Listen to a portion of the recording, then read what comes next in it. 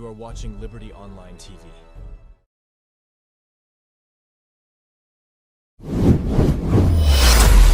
This is Liberty Online TV powered by Orange Sierra Leone. Orange. Building tomorrow today with Rightmove. Looking for quality, reliability, and innovation in your next big build? Choose Rightmove Engineering and Construction, Sierra Leone's trusted name in transforming ideas into enduring structures. We don't just build projects, we craft landmarks that stand the test of time. From state-of-the-art offices and modern homes to fuel stations, water systems, and infrastructure, our team delivers precision, passion, and perfection. At Rightmove, we are not following industry standards, we are setting them. Through cutting-edge technology, uncompromising safety, and sustainable solutions, we are building a brighter, stronger, and safer Sierra Leone. Visit us at 54 Campbell Street, Freetown, or call 078399475 or 077504338. Rightmove Engineering and Construction. Building quality, building trust, building the future.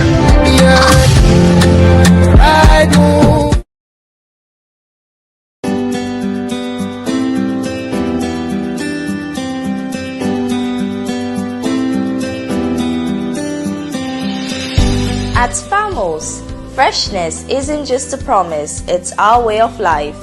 From raw and smoked catfish to kanya peppers, beignet, rice and gari kanya and natai, from premium crayfish, ogiri and fufu to smoked chicken, fresh eggs from the farm to the fridge, country chicken and garden fresh vegetables.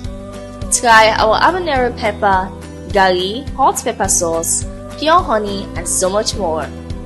All locally produced, organically grown, harvested fresh every day, and hygienically processed.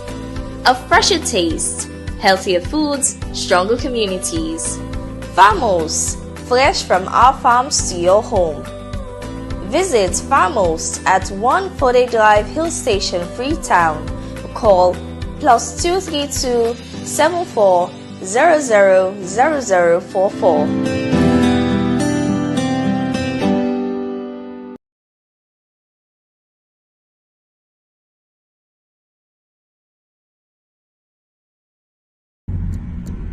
Term them like this, where politics they shape with future, career they define we path them, and the economy they touch everybody in life. Big thank you to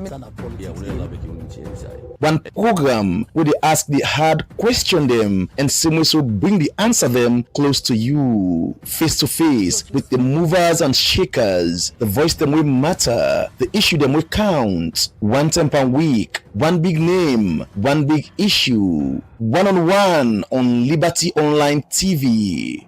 Every Friday, 8 to 9 p.m. with Khadija Bangura. One-on-one, only on Liberty Online TV.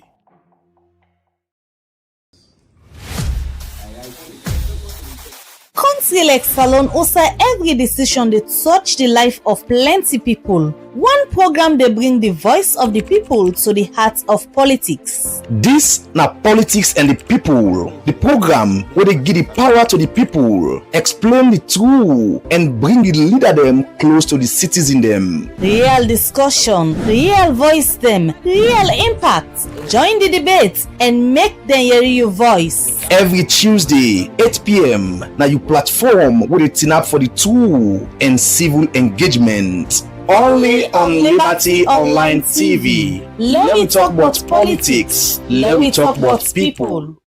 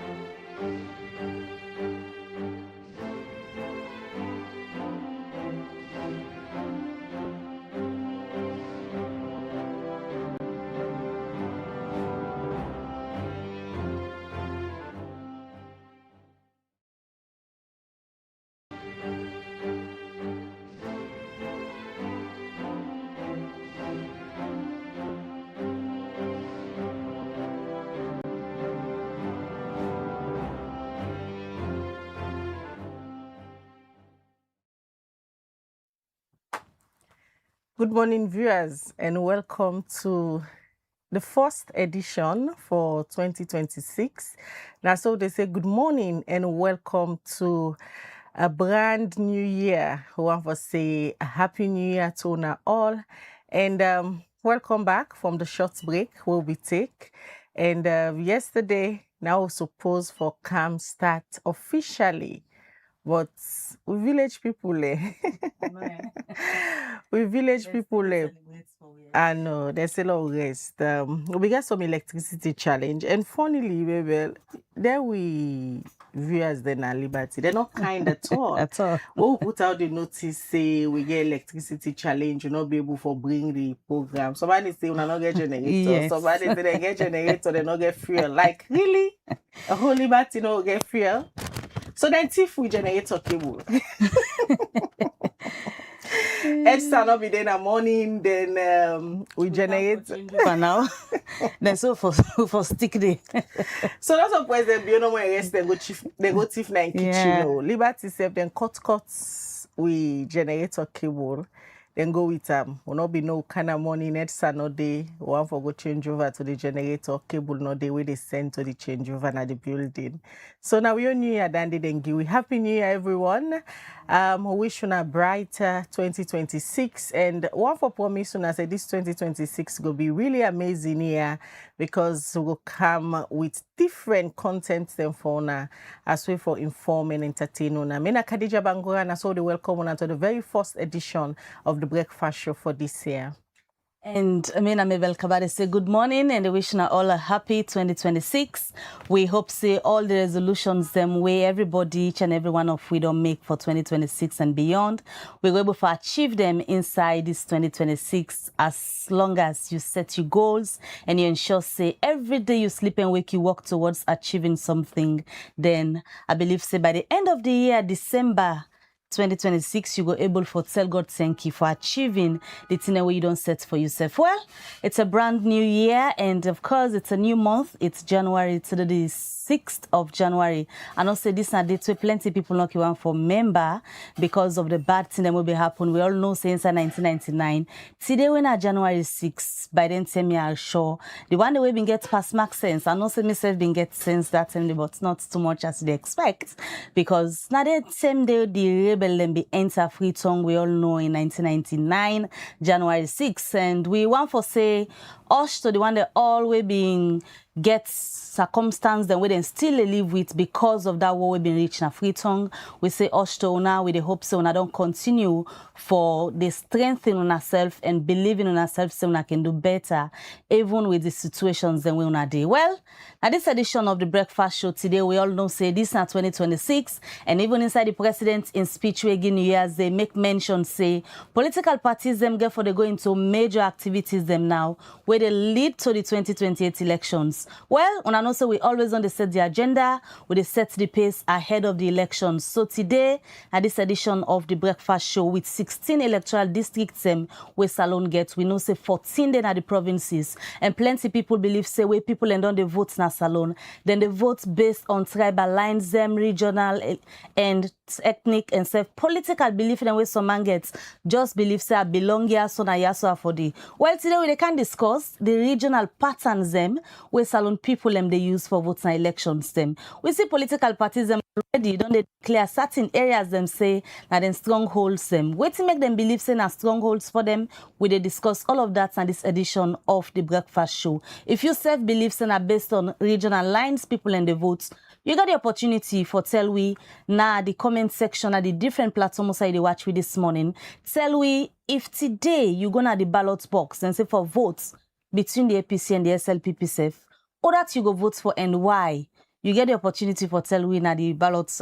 Sorry, I just want to know the ballot box. Na the comment section, you know. Go cast your vote now.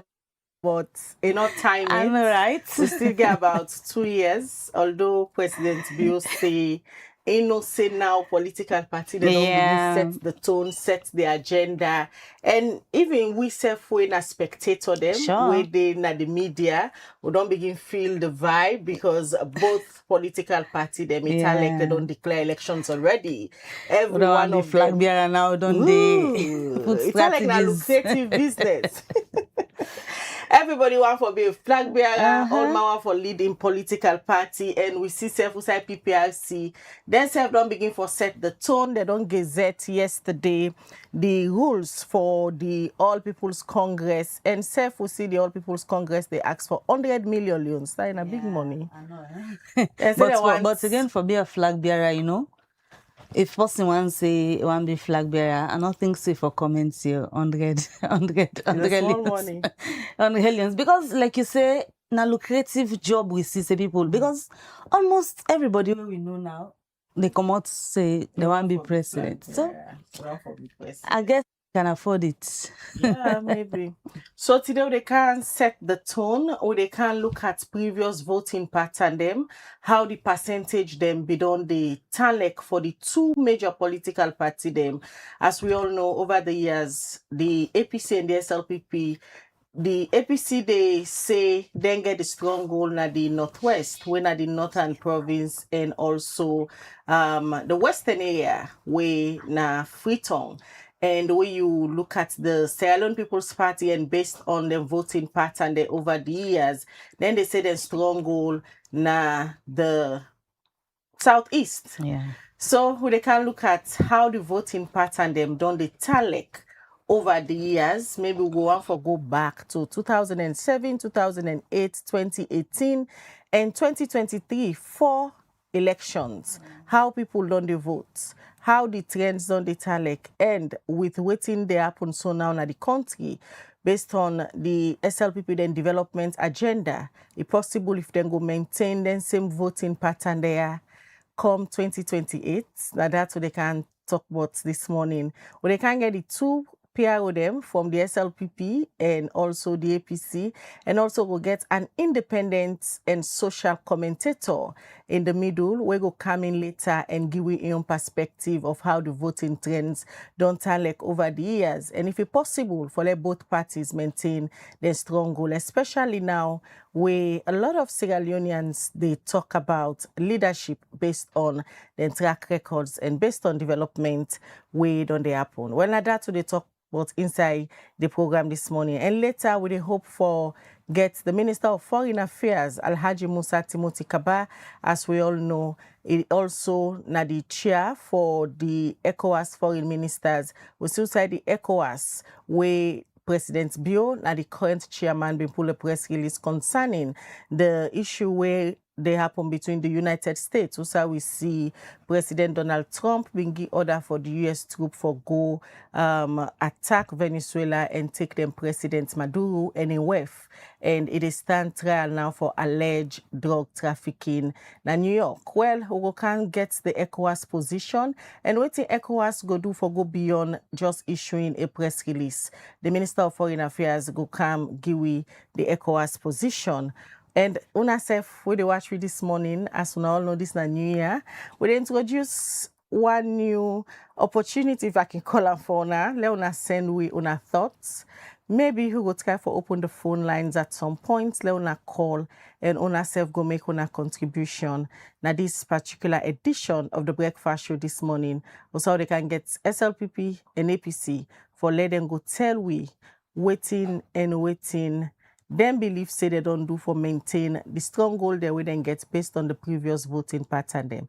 And also go hear from other people them we go join we inside this edition of the breakfast show this morning. So you say for the watch we send we you message on the number +232 742 200 545, or you can as well text we na the comment section at any of the platform them we watch with this morning. This is the breakfast show, and we will can joined by we guest them very soon at the studios. And also, remember, say, even though you drop your message in the comment section at the different platforms that you watch with this morning, you can also send your message to the number +232 742 200 545 and express your view on the issues them we will look at in this edition of the Breakfast Show. Before we can look at the topic of the day, we're just gonna cut and get court reports as we go get updates on what's in they happen as the engineer then they try for get that particular report today. Khadija has been begin for talk where we get 16 districts them when electoral districts them na Salon, and we all know say 14 of them districts and they did the provinces. Freetown divided into two, when are the Freetown urban and rural. Then districts and they plenty people believe just like developed countries them we get side where they can say now then they decide the election. Some swing states them. Where Kono where always people say now swing districts. Also Kono link 2000 if you take them from 2012. Also then link now they the presidential come out because the highest votes also then support. Now they can come then say 2080 again where then decide to then go shake small then link to the SLPP. Now they again President Bio come up because Kono and this particular 2028 elections. Plenty people are skeptical. APC, they still believe they don't get Kono as their own. The SLPP self believes they don't make inwards into Kono. I don't know what you think. Kono district, we feel say it go for be the deciding district 2028 again.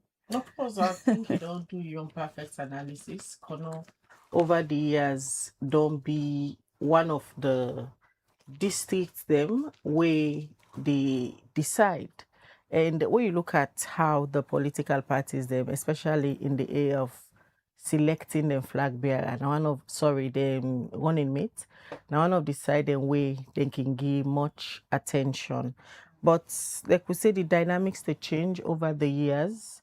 Even the voter themselves then get now waiting and they look forward to. When you look at how the trend don't they go in other region.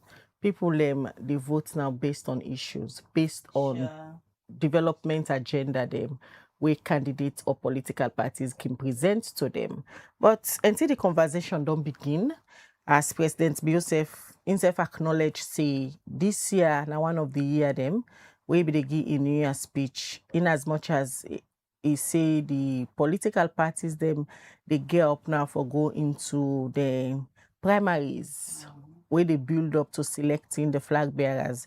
But he also cautioned and say, let them abide to the constitution and let them go according to the rules because we don't hear some small violence they happen. Now some parts them building up to the flag bearer elections. When to get Moses Mambu and CDI at Tunis, we can ask them how they plan for uphold the country in laws them and also stay out of violence in as much as they get the constitutional mandate for all and various primaries and select whoever they feel say capable for lead them party. And this morning, now that's what they can discuss. So this morning will be very interesting as they hear from the two PRO them, waiting and feel say go make them maintain then region there where a lot of people believe say the southeast now the stronghold of the SLPP and the northwest now the stronghold of the APC. Waiting they don't do for maintain the stronghold them. For the APC especially they don't be in opposition for almost 10 years. The SLPP don't be in ruling for almost 10 years. And 2028 elections will be a determiner if the SLPP go set a precedent as President Bio been talking about to Mani say it go hand over power to another SLPP. Well, all of that we discuss inside this edition of the Breakfast Show. But before we can go to we guest them this morning, quickly Lord just gonna court and listen to we court reporter Maya Tobangora. January 5 this year, Magistrate Julia Mary Blow at the Magistrate Court number 5 don't send one Mohamed Mansari na High Court for trial. For a police been alleged say, inside last year na Mansari Drive Regent's Village, the defendant joined hand with other person where police don't know for commit crime. We make until now before Magistrate Blow for answer to 2 counts charge them. We get for do with conspiracy to commit crime contrary to law, and housebreaking and larceny, contrary to Section 26, subsection 1 of the Larceny Act 1916. The defendants no be say nothing where the courts been really charged to them. Magistrate Julia Mary Blood don't say the prosecution don't tender evidence, statements from the complainant and witness when Abu Mark wey all be tender as exhibits na court. Im continue say e don look inside the prosecution evidence and believe say the defendant get case for answer. For sake of all this, Magistrate Glo don send the defendant na High Court for further trial and give bail wey na 30,000 leons with 2 shorty dem. For Liberty Online TV, Mina Mayatu Mbangura.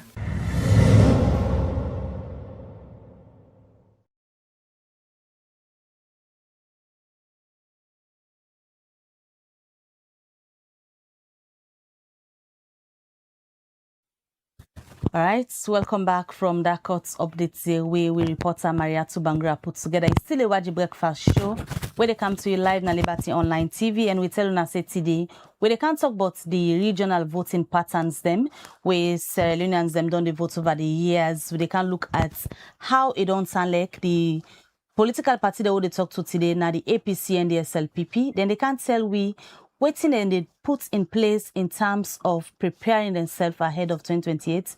The voting patterns them, we know say both parties them now one them we don't they claim certain regions them say na then they in charge of the region then they can't tell we waiting and don't do for ensure say they maintain, if not then get the region, then they maintain the figures them for the 2028 elections. We tell you say we talk to the APC and the SLPP. Now the studio this morning I want for welcome Moses Mambu, we na the national PRO for the Sierra Leone People's Party SLPP. Good morning and happy new year to you, Moses. Thank you very much and happy new year to Ona, and good morning viewers. All right, we still they wait for the APC National Publicity Secretary Sierra Tunis join we in the studio. Later, of course, we get for talk to Melvin Tijan Mansare, but let we just start the conversation with Moses Mambu waiting at the studio with we this morning. We know say the Sierra Leone People Party SLPP don't get the National Delegates Conference, also then go get the executive members them, and we know say themselves done the plan in-house, although not then they in governance also for ensure say the 2028 elections then they part of them. We don't hear different statements them where they come from President Biowe, na then leader. We don't hear it from the executive member them they talk, then they retain the power, then they do all things possible for ensure say then continue for the power even after the 2028 elections because them believe say then go win the elections. Today the conversation we look at the voting patterns them now, especially in the region because we get 16 electoral districts in a salon, but 14 of them districts and then are the provinces, and we see the SLPP and the APC in particular. We know so we get other political parties them, but now una more na the party them where don't they discuss issues and we get for do with voting. We get plenty people who believe say the Southeast belong to the Sierra Leone People's Party because it dominated with a tribe where plenty people they relate say na Sierra Leone People's Party members them. But let me just start the conversation. First off, inside them 14 districts and then are the provinces because we get Freetown, we get the Freetown urban and rural, when are the balance to for round them up to 16. But inside them 14 then they, how many you believe say the SLPP na una stronghold? 11. 11 out of 14. Why? So the SLPP strong now 11 districts out of the 14.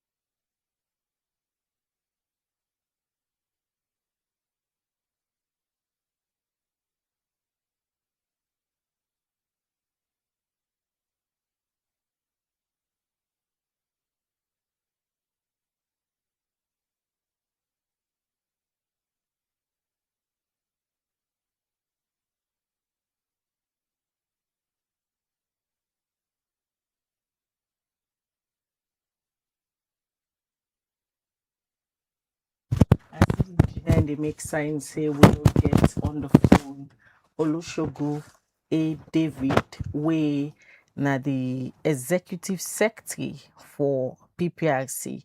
As we tell ona today, we dey look into different things them we get for do with preparation ahead of the 2028 elections. As we hear self President Bio inside in New Year message acknowledge say, here we are say both political parties they prepare now for go into them primaries, we go make them get the flag bearer, we go lead them into the 2028. Well, yesterday we see PPRC be informed the general public say they don't gazette the rules for the All People's Congress APC party, then lower level elections, and this so they don't gazette according to the PPRC.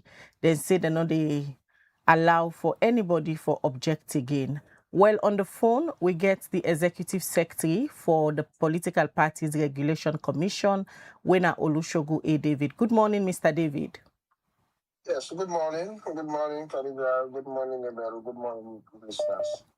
All right. As I don't tell we viewers them this morning, we see Usai Unadon pull a press release yesterday for inform the general public, say Unadon receive all the rules them from the All People's Congress and Unadon Gazette una further for say una not they entertain any objection again.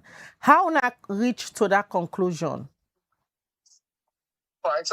Thank you very much. Of course, Formulengo agree with me that sometime last year, the All People's Congress be forward to the Commission as provided for in sections 25. One, we talk about in a circumstance where political party intend for alterate any of in contents regarding its constitution, rules and regulation, names. It's mandatory for send to the PPIC. And the PPIC, within 14 days after such receipt of that document for sending the government printing for make it be gazetted. Thereafter, of course, sections 25(2) further provide that the commission, after we publish such contents, for invite objections from the public. And we will also say last year, following that publication, the commission will issue a press release for inform the public that the internal rules and regulations of the All People's Congress don't be published, and we invite objections for a period of 1 month.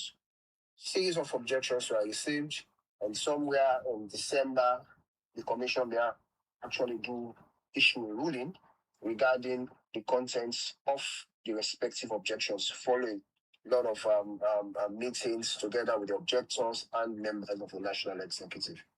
So in the ruling, there were issues we necessitate an editing on the rules and regulation of the All People's Congress. The party don't effect those editing work, and we don't send them back by the government printing departments, and the final printout is out, and as provided by the law equally, sections 25, 2B, equally tell that the commission gets the liberty now for determining as to the time where such instruments for coming into effect. And of course, 14-day rules that the High Court will always don't be used in all of our proceedings, and that's the same we'll just decide for team.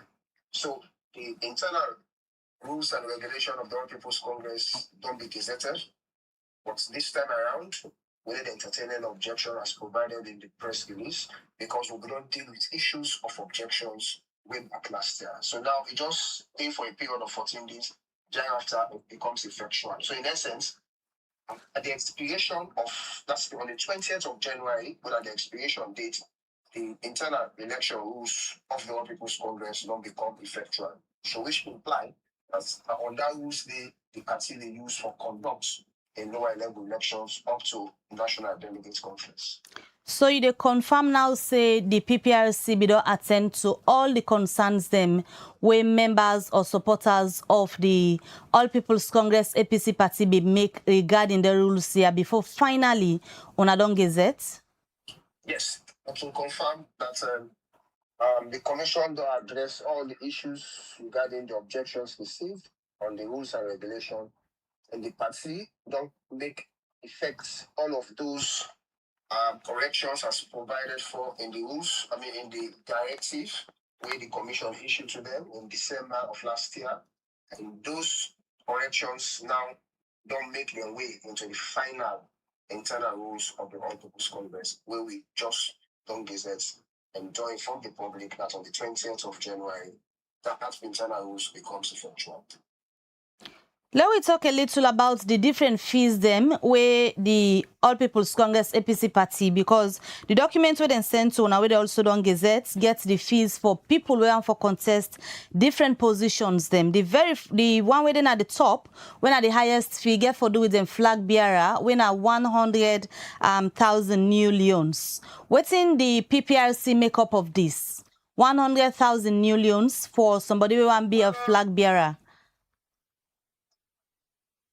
You know, PPIC is a regulator with there for ensure that political parties adhere to the provisions of the Act, equally so to the provisions of the respective parties' constitution, and to all other statutes governing the operations of political parties. However, as a regulator, we know they equally micromanage the affairs of political parties. We know they equally interfere in the day-to-day administrative operations of political parties. These fees, they are fees that came out from the membership of the party, the executive got approval from that. It was gazetted. There were no contentions regarding the subscription of those fees. Then one person, they actually make a comment about the fees. At the end of the day, that issue was resolved during the objection meetings and hearings. And at the end of the day, the commission, you know, it's an internal issue of the party. It's much more administrative. That is what they've agreed to. Then, as a commission, we just watch and see that the level playing field is created for all of the aspirants. So at this point, if any of the member there where they listen you or they watch this morning and it gets concerned, then concerns and they're not legitimate any longer because they don't get when I don't gazette the APC then rules and regulations. But any concern where any member of the All People's Congress gets regarding the internal rules and regulation, no will really hold water anymore, because the time we the person for don't come forward with them concerns them, they don't really elapse. So as it is now, the person in concern, the person in concern might be legitimate in your estimation, but before the law, they don't hold water any longer, because nothing is going to be done regarding the internal rules and regulation. All right. Many thanks. Olusogun A. David, where you talked to with this morning. That's now the Executive Secretary for the Political Parties Regulation Commission. Olusogun A. David, where be they give you updates, but waiting they don't gazette, we get for do with the APC party, then rules so then get for use for go into the lower level election we for start inside this January. And according to Olu, he say they not they entertain any objection again from members of the APC party. Quickly, we'll be telling us how they get the Minister of Foreign Affairs and International Cooperation, Alhaji Musa Timothy Kaba. And on the phone now, we get Mr. Kaba. Good morning, Alhaji. Good morning, Khadija. Good morning to the listeners. All right, you there in the capacity as the chairman for the ECOWAS Ministers of Foreign Affairs, and also they represent His Excellency the President, who are the current chair of the ECOWAS. We see when I pull a press release after the U.S. President Donald Trump overnight on Friday, he been announced say he don't capture the president of Venezuela when President Maduro anywhere. And yesterday they arraigned them na a court inside the United States na New York. Firstly, let we look at the position of the ECOWAS. Many people be the call on the ECOWAS, especially people in Sierra Leone. They tend to not been pulled on a press statement and position supporting that of the African Union. Why been take the ECOWAS so long for come out and take a position? Well, unfortunately, time is not really the factor here. What's not the factor here? Now, the general acceptability say ECOWAS as an organization is founded on the principles of good governance, democracy. As an organization, we respect international law because we are a sub-regional economic community inside the African continent. We get the African continent organization, one of the African Union, and African Union is also part of the United Nations. So then different layers here. We all get responsibility and believe in the UN Charter, especially Article 2, Sub 4, where you talk about, the independence, sovereignty, political independence, sovereignty, and territoriality of member states of the UN. And so, like every other multilateral organization, we shall bring out a statement for call for the respect of the sovereignty, territorial integrity, and political independence of the Bolivarian Republic of Venezuela. I think this is an international call. Everybody say for respect to the sovereignty and for ensure, say, the will of the people of Venezuela be respected. According to the U.S. Attorney General Pambodi, he say the former president of Venezuela, Nicolas Maduro, they face trial in New York on charges of involvement in narco-terrorism. And also on Saturday, they issue out another fresh indictment. Narco-terrorism na a big crime, Mr. Minister. Una na the ECOWAS region. Somebody go the wonder say if somebody they face allegation of such crime, how come una they stand by them? Well, ECOWAS is not standing by a narco-terrorist. ECOWAS stand by the people of Venezuela. We members, the own country, a member state of the United Nations, and the United Nations Charter get on very clearly say the sovereignty, the territorial integrity, and political independence of all member states will be respected. Well, you make mention of the United States, the claim against Maduro is that they talk about narco-terrorism. Well, there's the United Nations Convention on Transnational Organized Crime of 2000, where means say anybody will commit a crime where get transnational impact on international peace and security, and that person they will be held responsible or will get international extradition and all of the things and they will surround that particular United Nations Convention on Transnational Organized Crime. Here, as a sitting president in a sovereign nation, whatever characteristic somebody has of that president, we in ECOWAS believe, say, the will of the people expressed through them political suffrage when elections or get a leader, whatever nature that leader is, we believe, say, the will of the people is expressed in that leader, and the sovereignty of that country under that leadership must be respected. And that at the position ECOWAS aligned with the African Union as also aligned with the United Nations.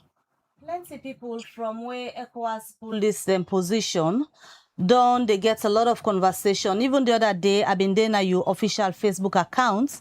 I see the comment section where people be even the comments and somebody being gets the press release from Ghana, for example. Also then they challenge say ECOWAS don't be too diplomatic inside the statements where on a pull compared to that of Ghana, for example.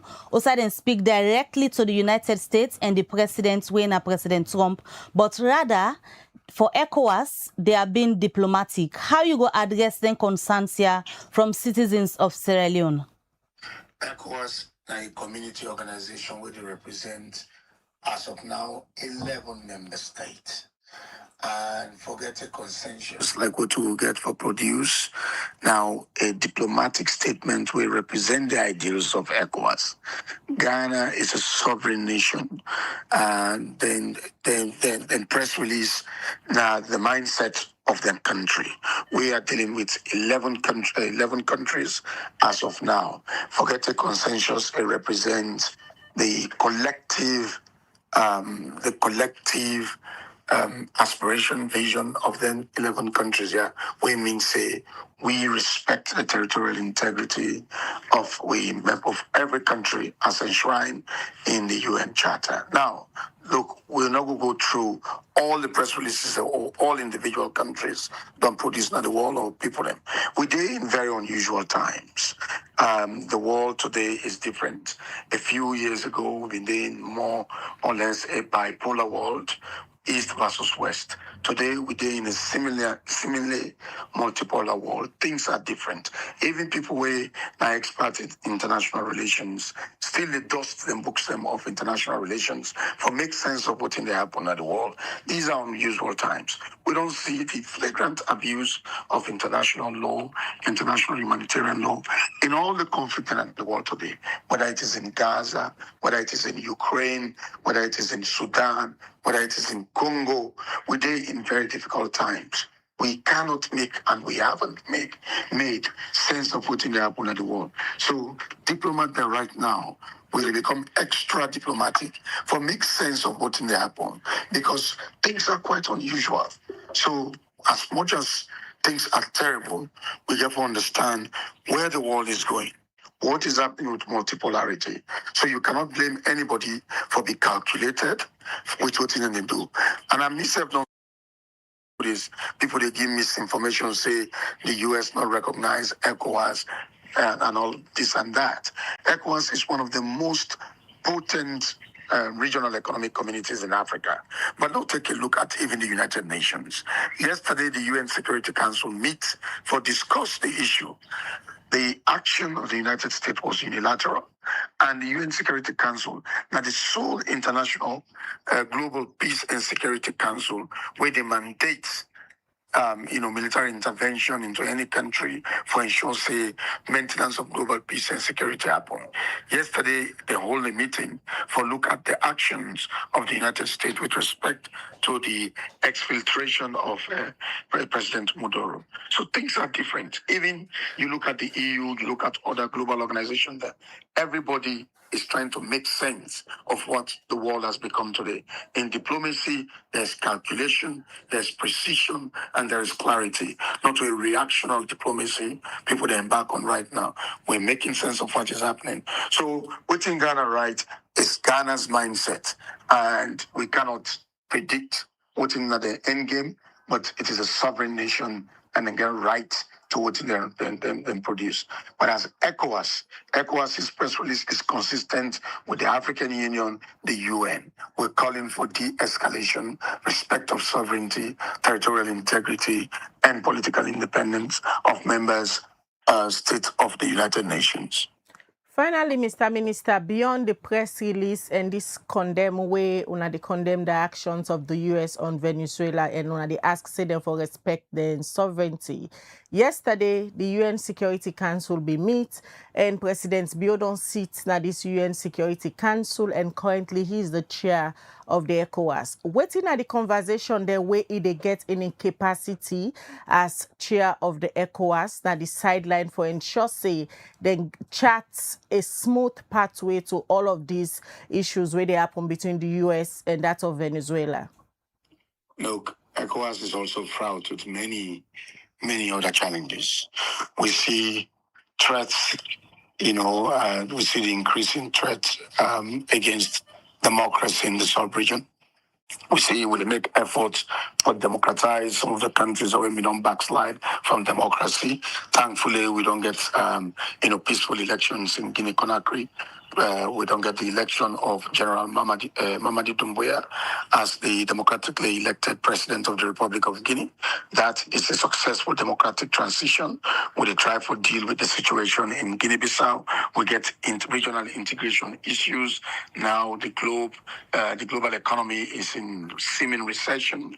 We have to find ways how within we sub-region for create increased trade and investment, for increased human movement and goods and services, for ensure say we are fully integrated for deal with the global shocks where they emanate from one, multipolarity, where they emanate from the plummets in global production of goods and services, increase in global energy, and with the attendant difficulties where they emanate from the conflict in Congo, in Sudan, and of course, even this Venezuela issue, therefore get impact on the global economy because the price of oil and gas therefore be affected because Venezuela is one of the largest producers of hydrocarbon, where they go to the global markets, for example, to China and elsewhere. With this, what's not happen right now, it means China is going to look into other frontiers in the immediate future for get oil and gas. So this is going to put extra demand on the available global production of oil and gas, which can affect supply. These are the issues that we are even more focused on right now. How do we deal with the shocks that will emanate from all of them conflict here, artificial and natural disasters. So these are the things we should focus on, apart from the political and democratic aspect of the ECOWAS's responsibility. How do we further integrate our community? How do we also ensure that terrorism in the sub-region, where they emanate from the Sahel, is taken care of for stability and development? Without peace, security, there will be no stability, there will be no development. So there are many issues we will deal with in the continent at sub-region, of course, even at national levels. So there's a lot where they get President Bio and the leadership of the authority of ECOWAS very much busy. All right, many thanks, Mr. Minister, where you talk to Salon people and this morning and continue for give the updates on the position where ECOWAS on behalf of President Bio continue for take. Now, a pleasure for talk to you as always. Thank you. It's a pleasure as well. All right. Have a good day. Thank you.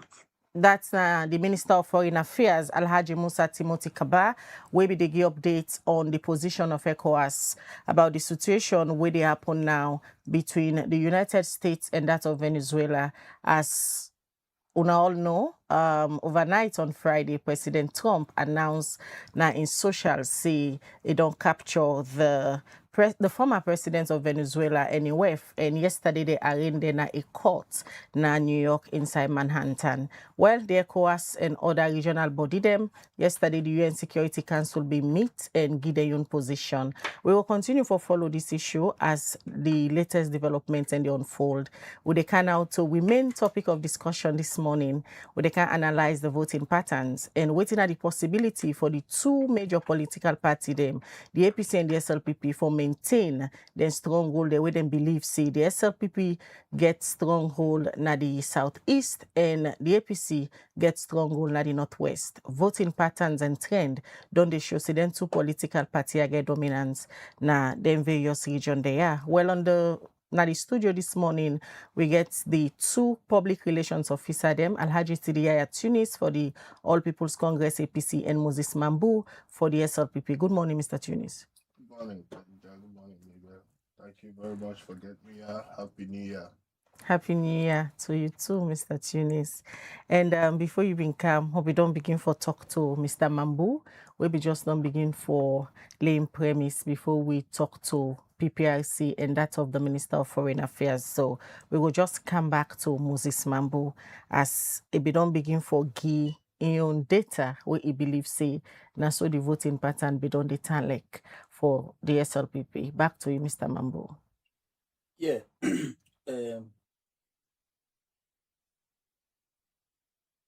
My viewers will not be the waiting and be the same.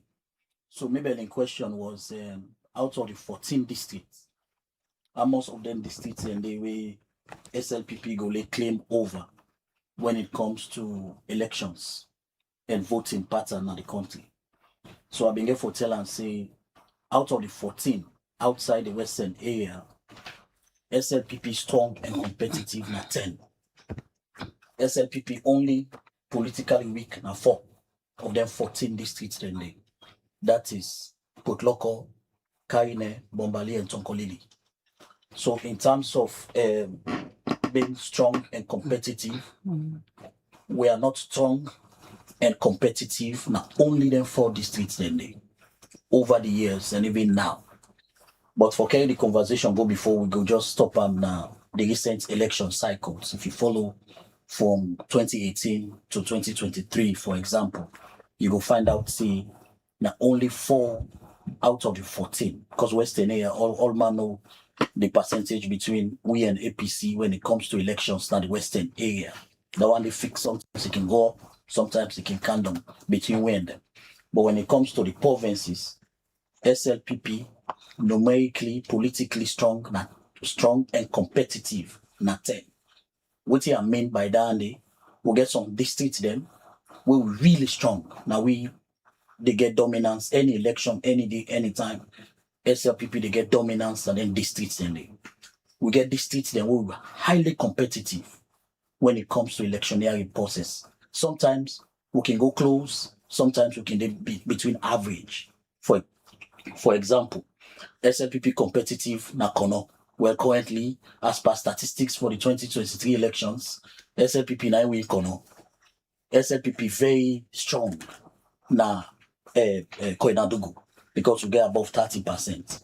SLPP currently now we hold Falaba district na the north. SLPP very competitive na Cambia because we can get close to or above 30% of the votes na Cambia.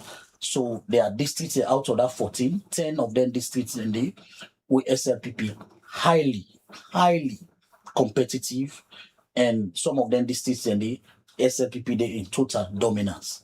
So when it comes to electioneering process na salon vote by region, you find out say if the SLPP remain together, history don't tell we say if SLPP remain together, we awaken, we base. We manage with lower level electioneering processes very well. We manage with peace process within we party very well. No election not in a salon by number. Let them put they bring marble or get a stone. Then give SLPP one, or one person go BNA, then give APC one, then go BNA. No election not in a salon, democratic election. We APC go beat Wipa genuinely. Now, all the elections where APC don't beat Wipa, na salon. The most credible one where people then go see, even though in we estimation, that election they not been credible at all. Now 2007. 2007, why we can let for bring people and mind back to 2007, because now for make them see the voting pattern of salon, and we think he make especially APC win elections na salon na the hands of SLPP. 2007 will be a case study of what happened. In 2007, the first round of the elections, nobody no winner between the APC and the SLPP. Nobody no win that election in the first round. Even though SLPP had a political party from SLPP, winner be the NGC or winner be the PMDC. PMDC comes out of SLPP because of the way we manage with flag bearer elections na Makini. So because of that process in Makini, the way we manage them, political party they get for commot inside the SLPP, winner the PMDC. Right. Even with the PMDC as the third force, when we go inside that election day in 2007, you find out say APC no win on a first ballot. Now, when we go to the second round now, what's happened? Because PMDC, they use stronghold, now be the southern region. And the southern region, predominantly, na SLPP stronghold. Okay, as you continue the analysis, they will come to you shortly. We just take a short break. Shortly for continue. Building tomorrow today with Right Move. Looking for quality, reliability, and innovation in your next big build? Choose Right Move Engineering and Construction, Sierra Leone's trusted name in transforming ideas into enduring structures. We don't just build projects, we craft landmarks that stand the test of time. From state-of-the-art offices and modern homes to fuel stations, water systems, and infrastructure, our team delivers precision, passion, and perfection. At Right Move, we are not following industry standards, we are setting them. Through cutting-edge technology, uncompromising safety, and sustainable solutions, we are building a brighter, stronger, and safer Sierra Leone. Visit us at 54 Campbell Street, Freetown, or call 078399475 or 077504338. Right Move Engineering and Construction. Building quality, building trust, building the future.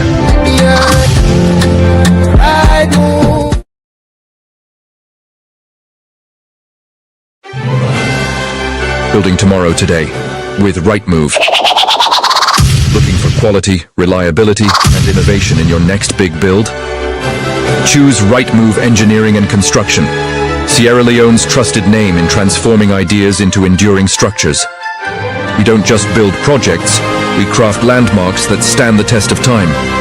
From state-of-the-art offices and modern homes to fuel stations, water systems, and infrastructure, our team delivers precision, passion, and perfection. At Right Move, we are not following industry standards, we are setting them. Through cutting-edge technology, uncompromising safety, and sustainable solutions, we are building a brighter, stronger, and safer Sierra Leone. Visit us at 54 Campbell Street, Freetown, or call 078399475 or 077504338. Right Move Engineering and Construction. Building quality, building trust, building the future.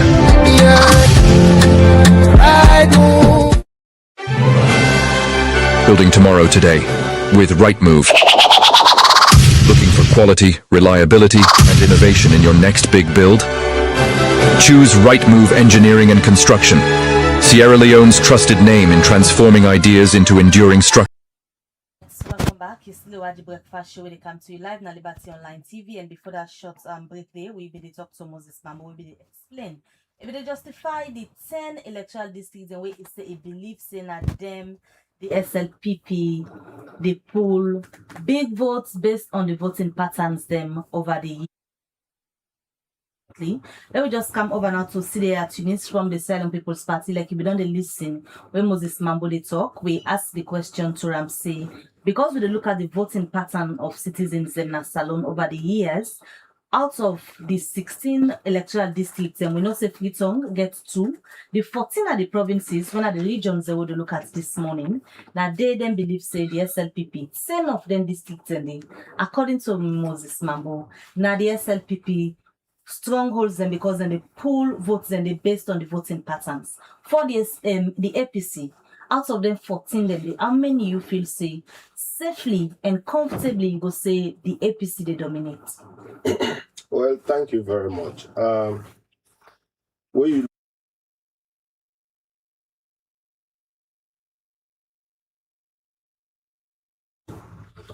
You dey find out say the APC from the western area, the entire north and northwest, the APC they dominate where you can't tell.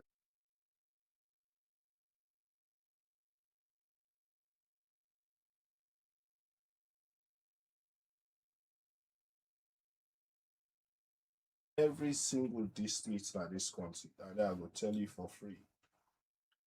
The only reason why SLPP they claim say then they dominate the entire southeast are the way how they do elections, especially when they need that power.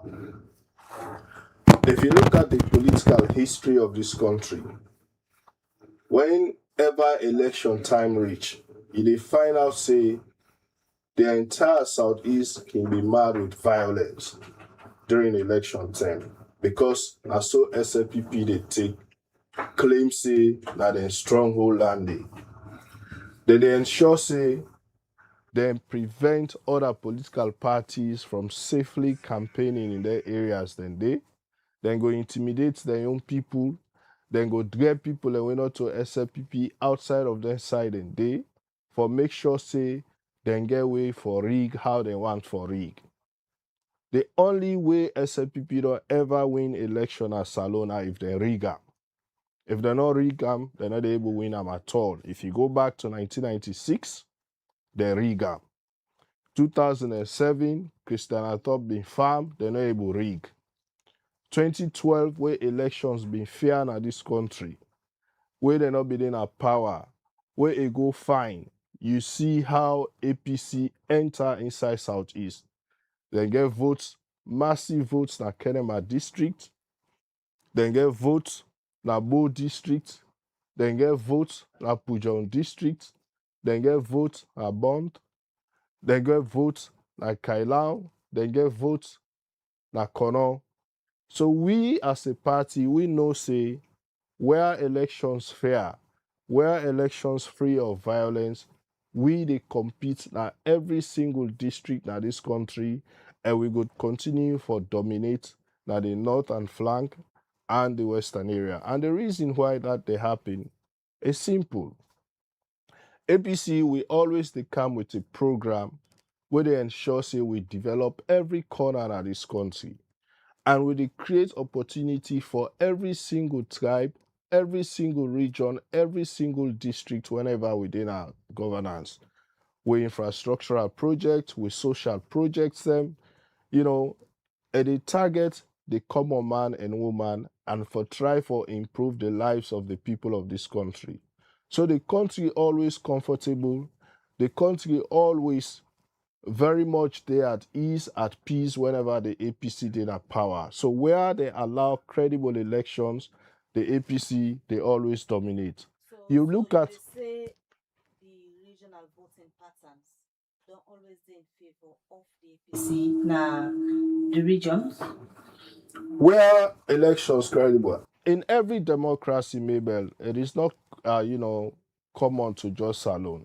In every democracy, political parties then get the areas where they dominate. Even in the western parts, the advanced countries, you go see side, for example, in the US, when are Democrats, the area side, when are... That's a bit answer. Yes. Because Mambu say 10 of them and they in belief say the SLPP comfortable when it comes to voting patterns. So me for the APC, how do you so me they say all of the districts that the north and northwest, like APC dominated districts.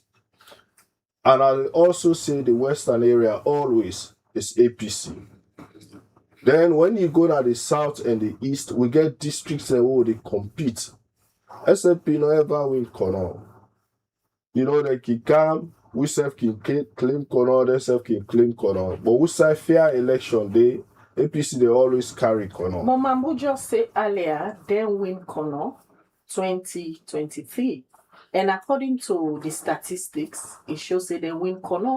So how come APC they say SLPP not ever win corner? I earlier tell you say the only way SLP they claim say they win any district or any election are through rigging. We all know what happened to the 2023 elections. As we sit here, we in our APC, we still get questioned about that election day because of the way how they do the results business, because of the way how they go about the result business. Let me tell you this. Even where they force the proportional representation on us, they use all kind yuki for law go into proportional representation. In their heart to heart right now, outside and sit down, they go don't regret why they bring that one day at that time. Because the PR clearly show the APC strength, now the south and the eastern flank. Khadija, the entire Pujon district on election day, then gave all the polling agents then day. But even with that, the APC still pull scores there. The entire Bond district, and Bond people their houses, beat people, do all kind of things. But even with that, APC still pull votes then day. No sign on at the north or the northwest, where you say they grab SLPP or then beat SLPP. That is always how SLPP. In fact, now then go care violence go. You know, the current Secretary General don't talk and plenty thing how he go capture Falaba. You know, in fact, then they always care violence all over the place. So that is how they always they claim say then they win election. Inflict violence on people, intimidate them, prevent them from voting, you know, harass all man, and then they announce results were not credible. Then they say, oh, now we get this area. Where we allow every political party for dominate, for campaign freely, for vote freely. APC, they able to compete with SLPP now every district now the south and the east. That they assure the people of this country. That is why they ever allow. They always go make sure say they fight and prevent the APC from campaigning in other areas. But the people of this country now programs them. Then they buy. When you sell your programs to them, then they buy your programs and then they vote on you based on that. You know, in 2018, why SLP succeed? Most of the parties will emerge, now parties will emerge from the APC dominated area. You look at Kande Yumkela, now from APC dominated area, Cambia. You look at Mohamed Kamarimba, now APC dominated area. You look at C4C, now APC dominated area. You know, that is why, you know, being in opposition for 10 years, the APC go able to maintain their voting patterns and no time, no day, where APC don't suffer most in the hands of a government where they in opposition reach between 2018 to 2023. No kind intimidation or they will not go through.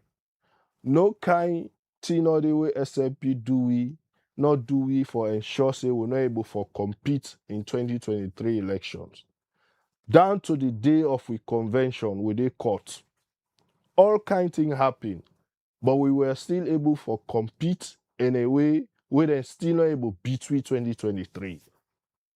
We still challenge the results up to this moment. They're not able beat we. They're not able confidently say with all waiting APC go through, we beat them by this election hands down. They're not able to say that. You know, so that is why we know say all of their efforts here what they make so now for keep we house in order, for make sure say we go into a lower level election, we fair, we transparent, we go make sure say at the end of the day, anybody will emerge from a national delegates conference as presidential candidates, we all go rally behind that person day. We go prepare ourselves ahead of time. Trust me, we go surprise the SLPP 2028. All right, we'll come to you, CD. Just bringing back Mambu.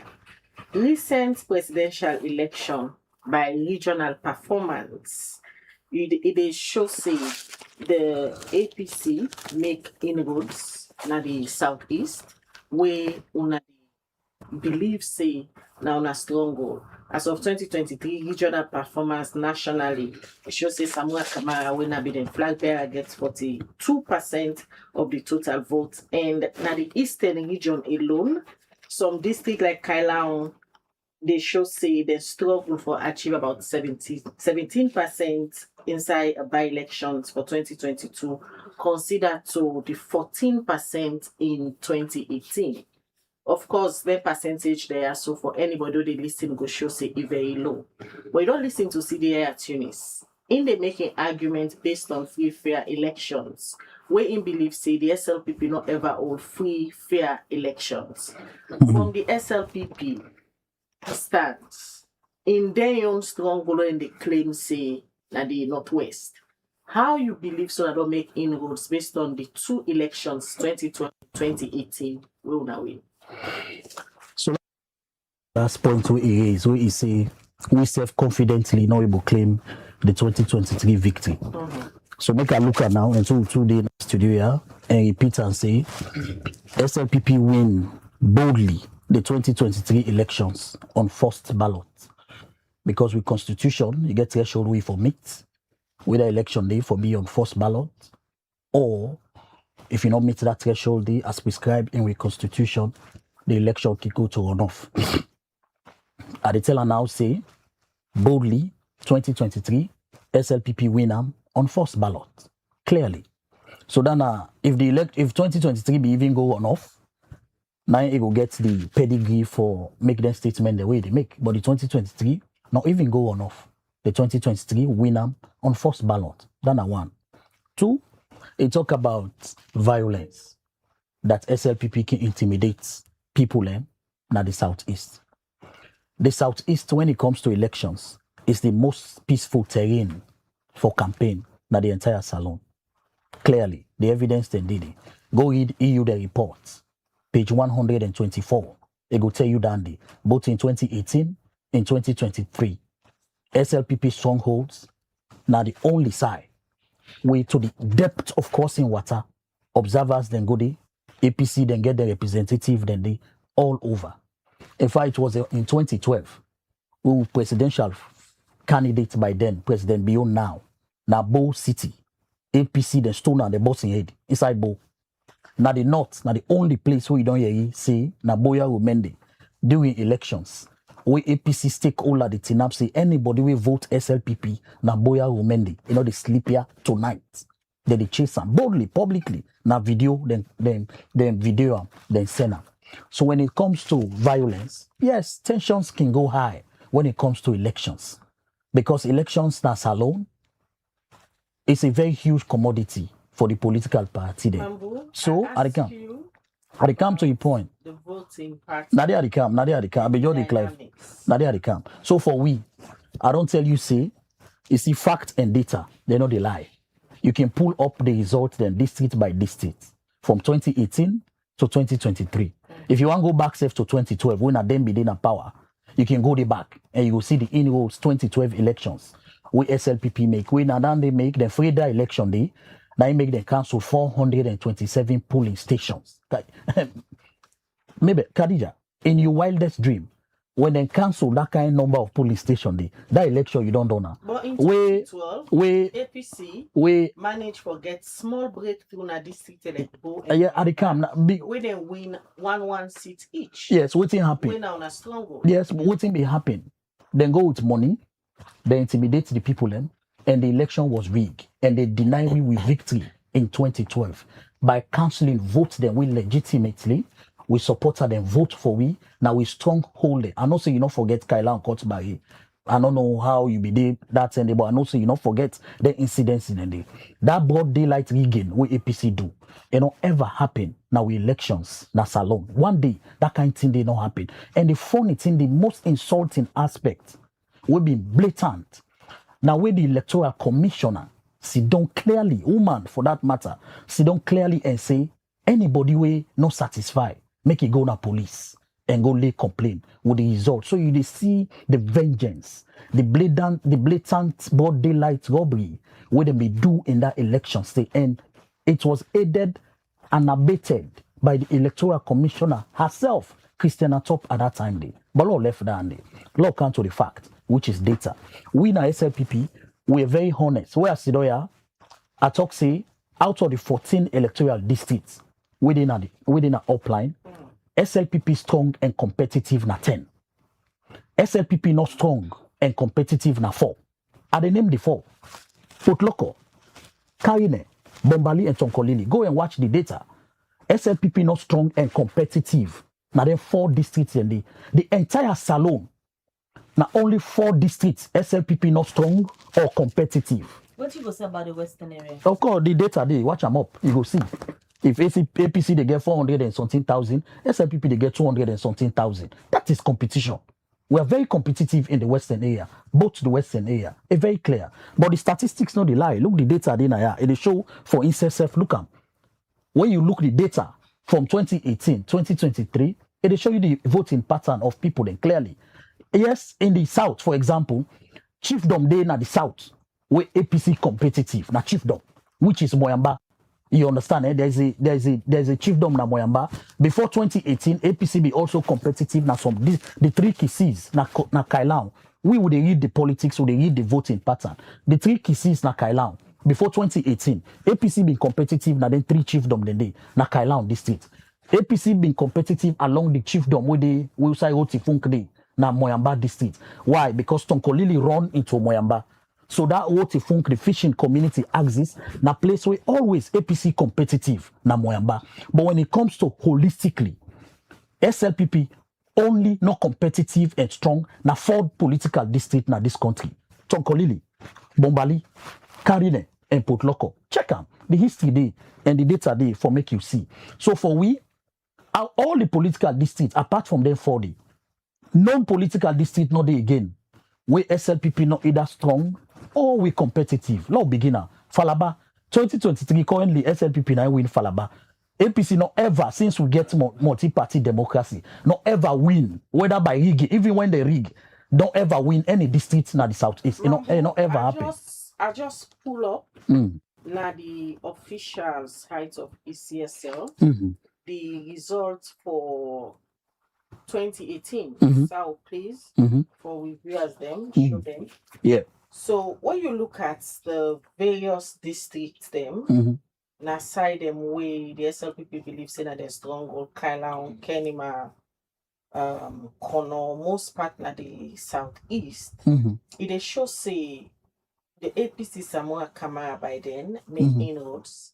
We in total votes na the elections na 48.19%. Where Julius Biomada as of that ending na 51.81%. Very slight margin. 2018. 2023, the APC still contest the elections. Well, and the margin again, a slight margin. Okay.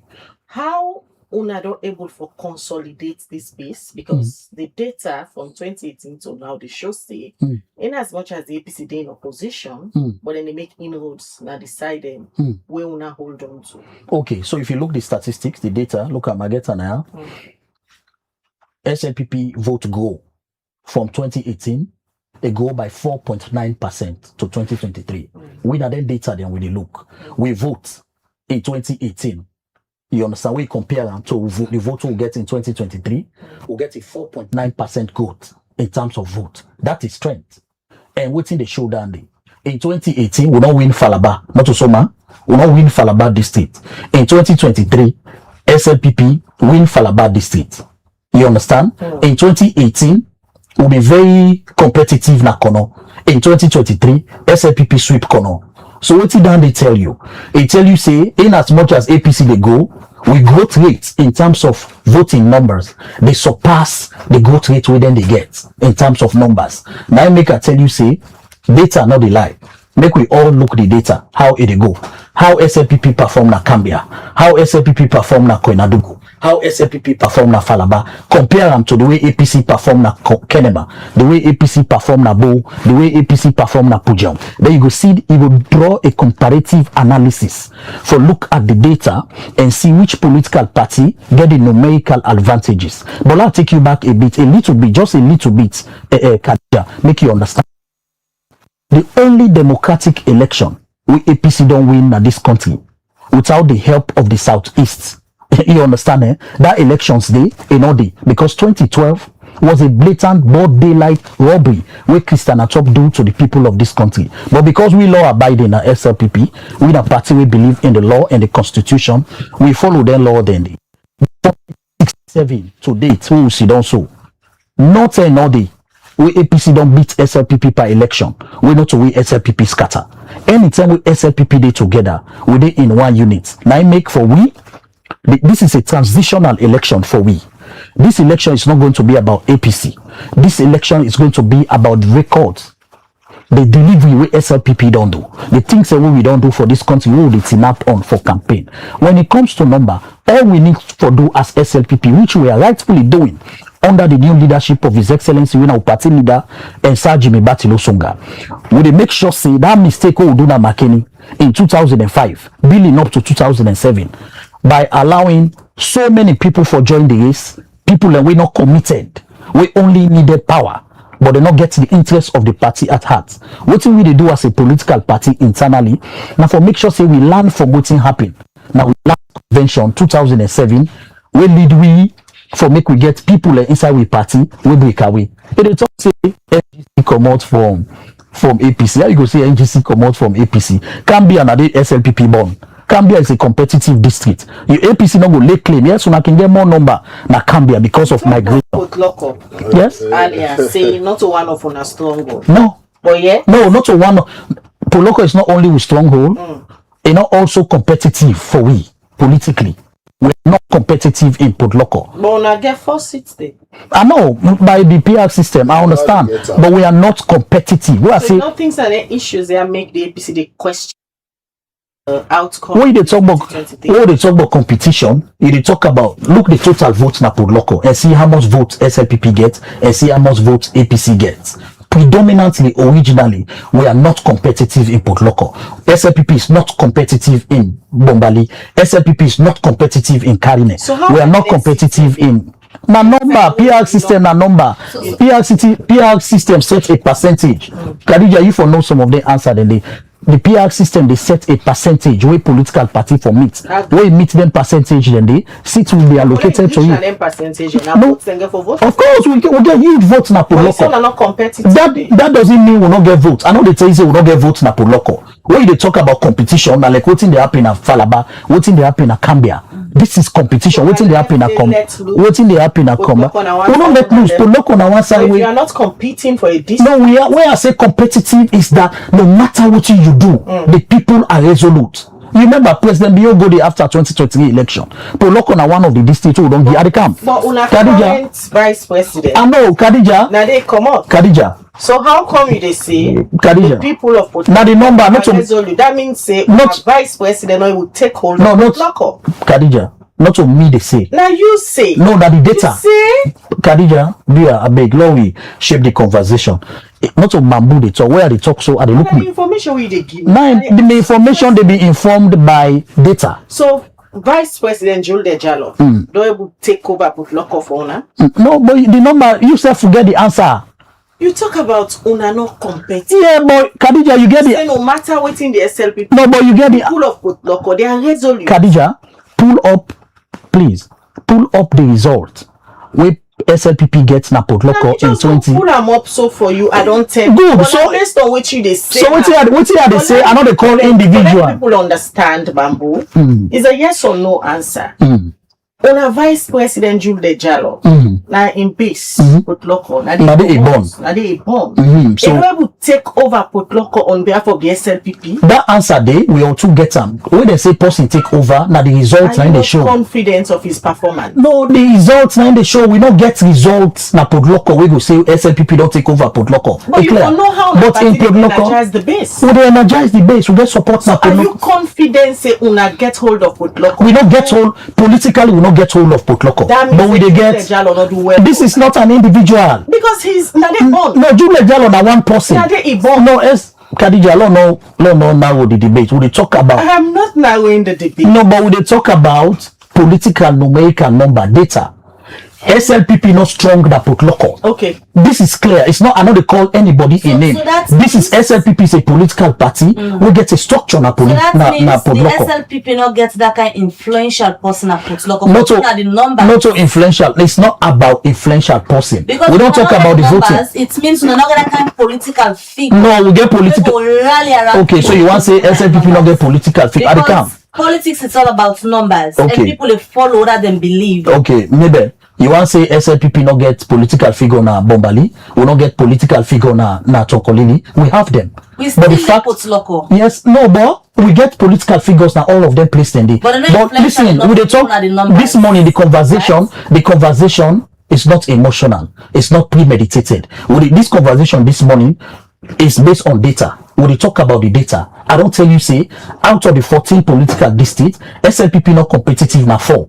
That doesn't mean SLPP not get votes, huge votes. Now then 4 districts a day. But when they talk about competition, we get below 30% of the vote of the Arikam. Decide when on a stronghold where you know say comfortable and they pull high numbers. Yes. Waiting they happen they way different from waiting they happen at the side when they get lower numbers. It has to do with the lineage of the people, the political party where the people in favor at that point. Now normal because like Poloko, we don't give the vice president one. Kadisi you remember no so 2012. Kadisi from Poloko was the vice president. The one he made to President Bio. Poloko not vote for we. You understand? 2018, we gave them Jules Jallo, Poloko, not give you winning. Not only we feel landed because SLPP have done so much. Of course, the SLPP have done. I know they call individual. We not only first say we don't give them vice president candidate Poloko. I don't tell you about Dr. Kadisi 2012. Dr. Kadisi say we gave it to Poloko. Fine, we gave them Kadisi say Poloko not still vote for we. They don't give you winning. We gave them Jules Jallo. Poloko not still. Of course, they make effort. They make effort, but the people they not give you Poloko because Poloko na one of this. What's one they do? There is nothing we know they do right because currently they call sit so. Because history, according to political history, SLPP being gets dominance over Poloko. Yes, but it changed over time. 1996, we win Poloko, but it changed. Now, we don't give them 2 flag running mates. Yes, still. will not get. They Will get not, Kadisi say yes. now they get a sitting vice president, but yet still you say Unano will take over Potloko and the SLPP is disappointed. Yeah, because we think Unano they do right. Yes, we are doing everything right now politically now Potloko. So make we get the vote of the people. They do everything right. For example, when APC turned Potloko region, you understand, and all we get all the amenities for make it even be a region. All the things that we make for make Potloko be a region, SLPP implementer. We don't care now sit good. Most of the major service delivery office system we for make you a region. Now SLPP don't care and go back na Potloko. We build one of the best hospitals in Potloko. Now look out to mining. Look out to mining. When it comes to mining, SLPP review the act when at 0.00% they be get from the mining proceeds. SLPP review the act. Now Potloko they get above 1.5 million. Just last year, over $3.5 million from proceeds of the mining went to Potloko. So SLPP have done so much for the people of Potloko by even giving them one inmate who will think say by now we forget 60-70% of the total votes of Potloko. So compared to not doing his not the one inmate is one person. Yeah, it's a holistic situation. The people from Potloko they una get na the SLPP. They know they do the homework. They do the homework. They are doing. In fact, in 2023 elections alone was one of the years where SLPP mounts the heaviest campaign on Potloko, village to village, town to town. There are towns and villages, one day in a Potloko district, yeah, about SLPP. In 2023, they heard about SLPP. SLPP, green and white, went to those villages. People they enter their villages then but people then get villages. Now make I don't tell you, say, the entire salon, now 4 districts, APC they claim dominance, total dominance over 4. Potloko, we can argue all day. Potloko, Chonkolili, Karine, and Bombali. Now there 4 districts and they no more. Out of all the political districts in a salon, where APC they lay total dominance, or when I say total dominance, then they get above 65 to 70% of the vote each time when there is election in this country. So that may tell you say SLPP, all we need for do. Now, all what we need for do, and this now free consultancy and leakage are the deed to the public. All what we need to do, and we are rightfully doing it. Now, for make sure say 1, we continue for deliver for the people of Salon. 2, we continue to keep the base together and energize the base. You understand? 3, which is the final and most important one, we manage with transitional process very well. For make sure say we get the right flag bearer. When every other flag bearer go see the process free and fair, and at the end of the convention, then go to be under flag bearer day, where the people first of SLPP go approve, and then the country go accept. We keep the base together. Whenever SLPP in a democracy keep the base together, energize them, get an election, a flag bearer election process, get them right. Trust me. Election can't sit up na PZ. With man can conduct election at this country. APC not the between. All right, thank you, Mambu. We come now to CDI Tunis. This small margin from 2018, 2023, it go a bit higher. Don't they between the APC and the SLPP? What thing una not they do right? Aside the excuse of SLPP not the all free fair elections. What thing una not they do right so make una not able close this margin and defeat the SLPP in an election? Thank you very much, Khadija. First of all, they always insist on the fact, say, it's difficult for you talk about elections where what you know they do right if you not talk about waiting generally they happen. Yes, of course, the APC, the last election cycle will face several challenges. You look at 2018 where we lost, we get division a lot in the party. A lot of people they be sit down, they don't campaign for several reasons. You look at 2023, like I say, we spend almost the entire term in the court. One court case to another, and the window will be get for prepare ourselves leading into the 2023 elections being very, very much minimal. But in any case, we'll be able to put up a challenge where we know say if properly we be get the actual result, that different case now this country. And I'm glad you wanna zero in on Poloko, because Poloko are one classic example of why the entire world been get problem with the 2023 elections. You have an election who say people vote for 4 different people the same time. We vote for president, we vote for MP, we vote for we mayors and chairpersons, and then we vote for we councillors. Then they give you the same term, you go vote. But then you have a case who say presidential turnout for the same district go dey 96%, parliamentary turnout dey 60%. How is that possible? You understand? So the two results, they speak to themselves.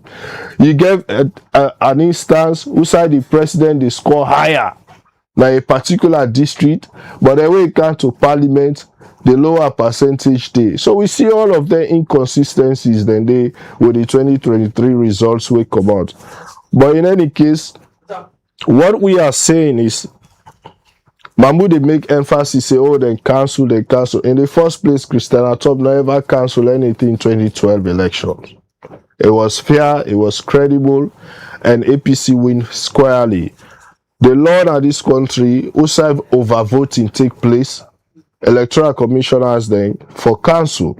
And in 2007, that happened. In 2018, Mfali did the same. In 2023, Corner did the same.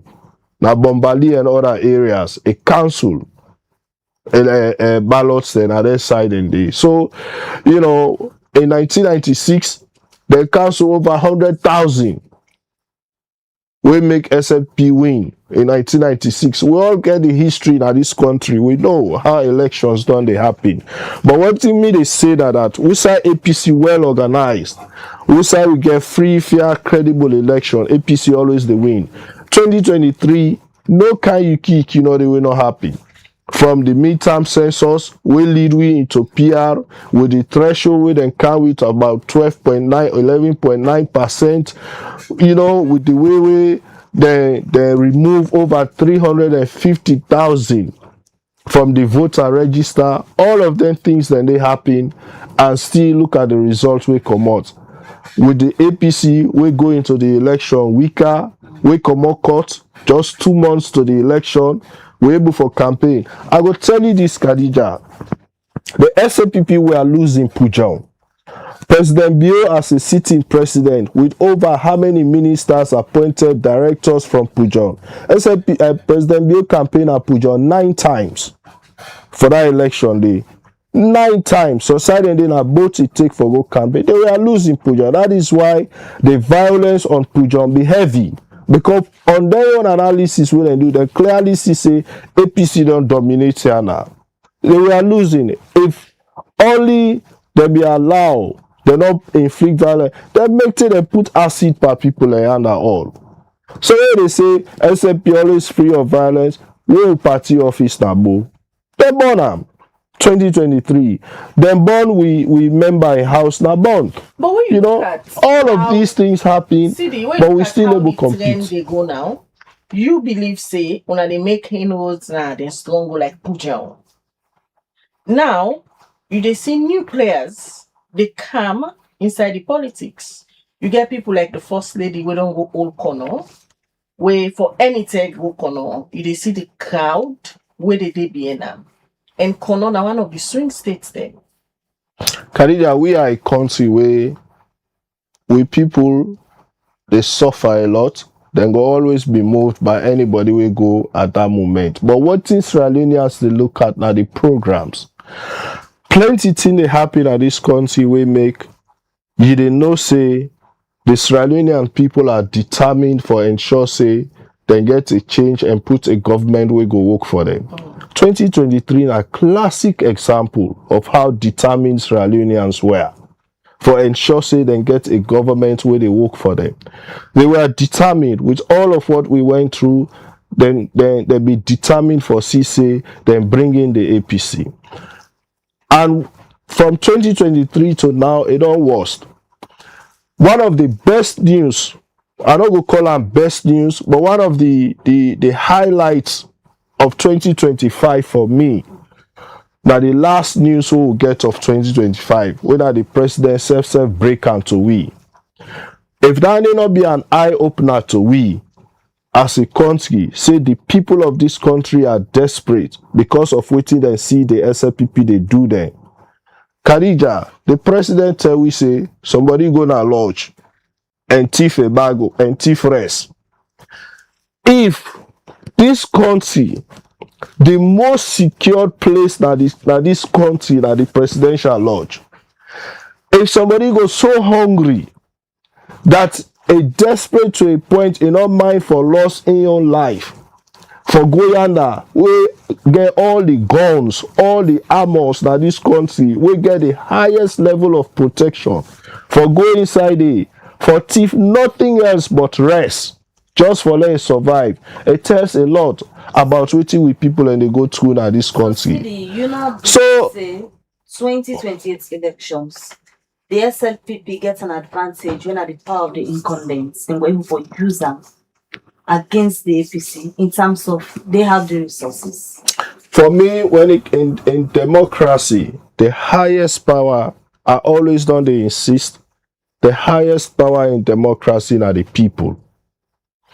The people that don't get the ultimate power. You know, there is something about suppression.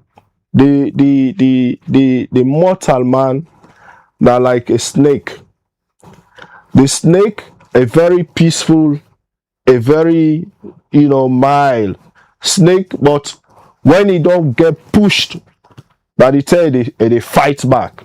So anytime you see snake fight back, that because it don't get pushed to a limit where say, no way not they. Now so mortal man they. Mortal man they exercise patience, but when you don't push onto the wall, they fight back. So for me, power of incumbency or anything. SLPP get power of incumbency 2007, they lost election. APC get power of incumbency 2018, we lost election. Because the people of this country feel say, at that time then we need a change. In 2023, their resolve was tested by what happened. They came out, they voted clearly for what they want, which government they want, which party they want, and then test the resolve. And I know say 2028, the people of this country go come out again based on everything where they happen in this country. The massive suffering where they go through, the economic meltdown where they see they happen in this country repeatedly, the people go come out, and we get a responsibility as a political party.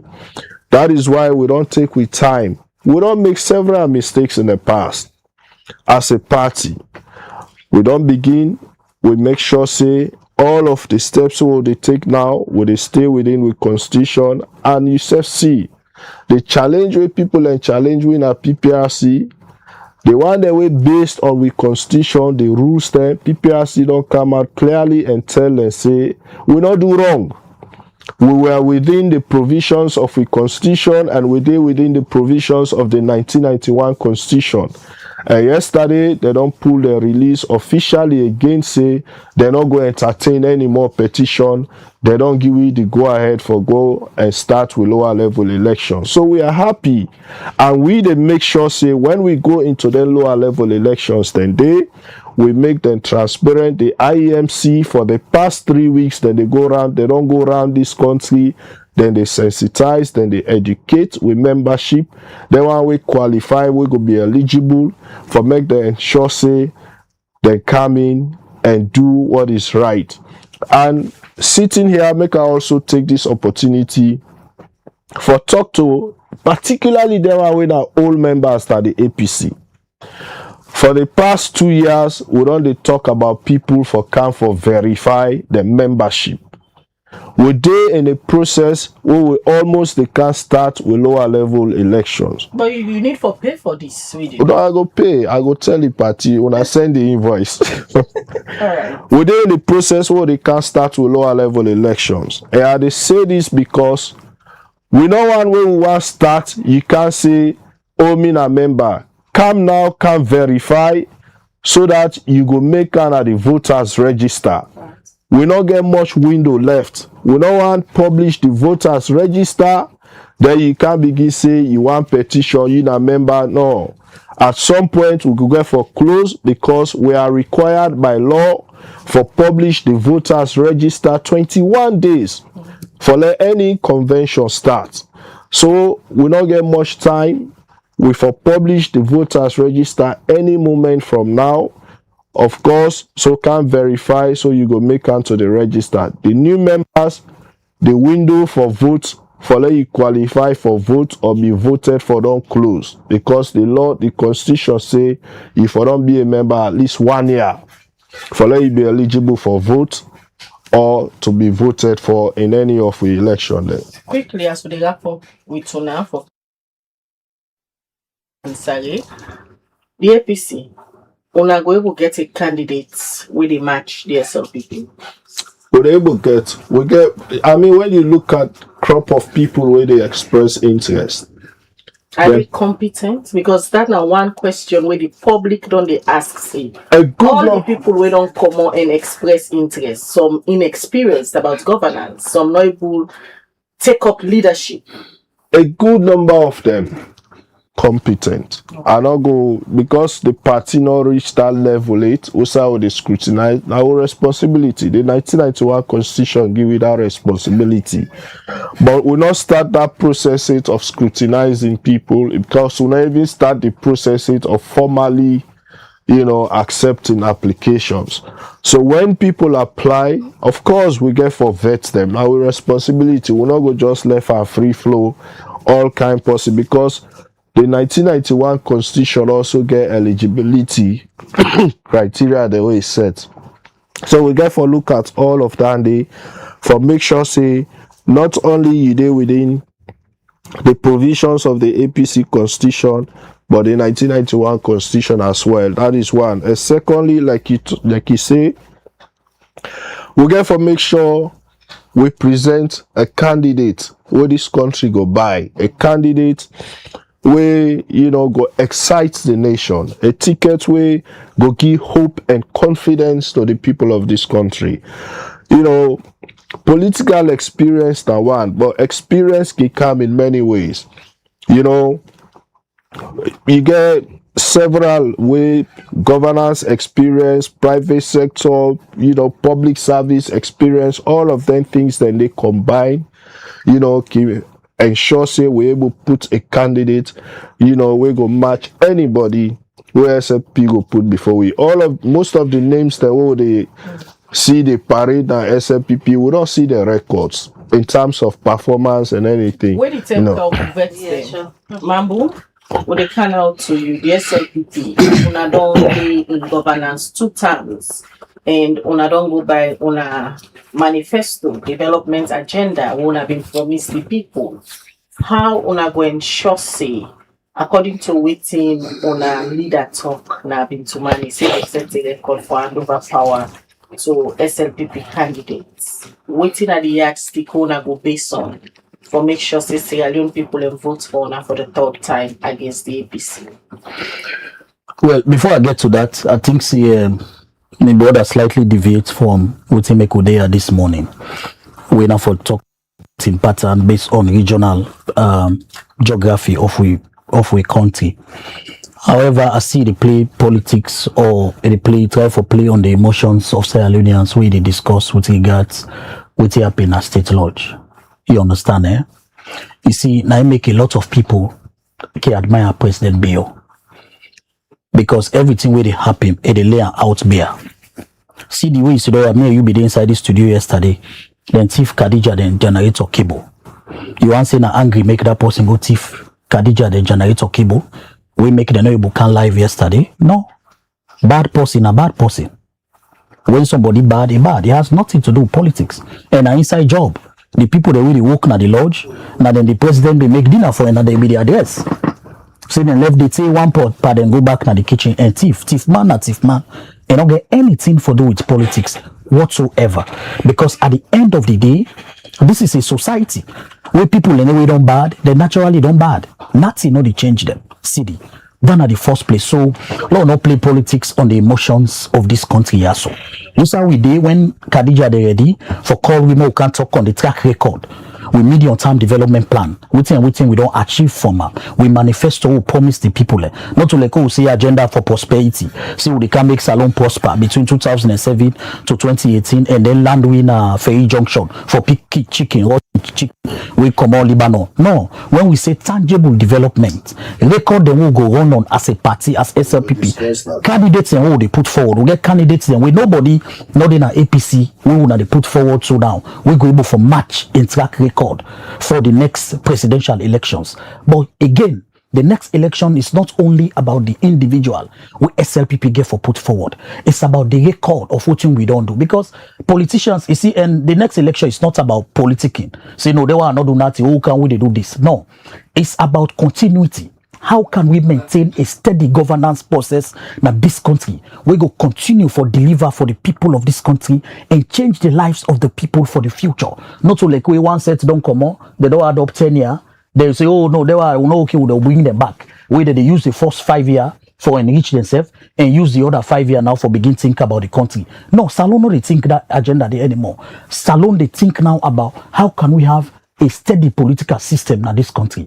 How can we have a steady governance process through a political party like when Nigeria they do? For make sure say we clear the minds of that political party they for say, hey, will they give you power? Will they continue for give you this power? Focus on the agenda we matter to the everyday man of this country. So then the yardstick will not use forget 3 terms and defeat the APC again 2028. So for we the APC is already defeated. All we need for do now, the numbers we have, we get the numbers for always keep APC in our position. All we have to do as SLPP as a earlier on. Now for make sure say we manage with transition process freely, fairly, effectively and efficiently, taking the grassroots of we party along. When we manage that one day, because that's 2007 now we be for winner. Because Sierra Leoneans they understand the deplorable condition of the 27 rule of APC. So 2007, those situations be still fresh of how APC subject this country. All the problem, they get so today. Now because APC catapulted themselves into a one-party state and subject this country to ridicule, racketeering, stealing, and manipulation, where they lead which also they so today. So now make for winner the SLPP, we get a track record for run on. We know they run on propaganda. If I tell you say the Bay Bridge na President Biyo can donor, a finish am, a open am, na fact, I can. Say based on waiting that happen all. If the 2018 election, una dey give the PRO from APC chance, but una not they give me the opportunity. The SLPP go beat the APC if we are to go to the ballot now. If we are to go to the ballot yesterday, based on we track record, not only today, based on the track record, we pick somebody and we all stay together as a party because SLPP supporters, they are fragile. And SLPP gets the most technical supporters. They vote on issues, not a party. When Charles Magai break away, the SLPP supporters from the south were not satisfied with we are not satisfied with the process. They break away from the SLPP. Now, if we are to go to the ballot, how things and like yesterday, don't forget about today. If we go to the ballot like yesterday with APC, we beat them on first ballot. I will tell you the reason why. Because looking at all the indicators, all the factors, when it comes to voting pattern, and it thinks them, they get caught where SLPP proudly gets for one on this country also. And that election day is free and fair. APC not in here. Numerically in this country, APC not get political number pass way. Where you put number. Say this is SLPP number, this is APC number. As long as we don't get break, all the elections where APC don't win, now 2 methods that they win now. Either they get a breakaway from SLPP, we join them, we can SLPP vote, then go to them, or they rig the election. 2012, CDC don't say Christian Atop now rig the election, they act say we do over voting. We know what happened overnight. They went to Kailau, they know saying at the stronghold of SLPP, they use the machinery, they use the machinery, they use the machinery in Kailau, spend all the money and stuff the ballot box there overnight. Right. By the time the people in the vote, they say, oh no, we don't clean, they say no, now over voting. We knew what happened. We had the evidences. People came to us where APC pay. Where APC pay 10-15 million from Kailau. We confess, we put all the evidence in there and can't go to the Supreme Court. Unfortunately, then to the case out of court. So for we, As long as that election free and fair, and SLPP manage in internal politics well, like how we try for do so now, for make we get a flag bearer with the grassroots, the base, the people of this country go rally around. Thank you. The lights are lie, walai, Khadija. Eh? 2028 election, we don't can go far for no finisher. It left small. Okay. By the time we get to flag bearer, we pull on a door. We begin run and campaign on we record, not fiction, not fake. We begin run on tangible records based on we manifesto and the medium-term development agenda where we party lane and what we don't do for this country from Port Loko to Kailao, Kailao to Kono, Kono to Monkelenke. The lights are lie, lie. The people of this country, CD knows that the people of this country are going to elect SLPP for the first time, for the third time in power. Trust me. Thank you very much. We want to join we this morning as we continue for analyze the voting pattern. Well, don't hear from the politician there, or they can't talk to Melvin Tijan Mansari now, a social commentator. We will kind of your own perspective based on current statistics. Oda he believes they go win the 2028 general elections. We don't talk to the So you man a magic man? We don't talk to the two PRO there for both the SLPP and the APC. They take the short break, we'll come back, or they can talk to Melvin Tijan Mansari.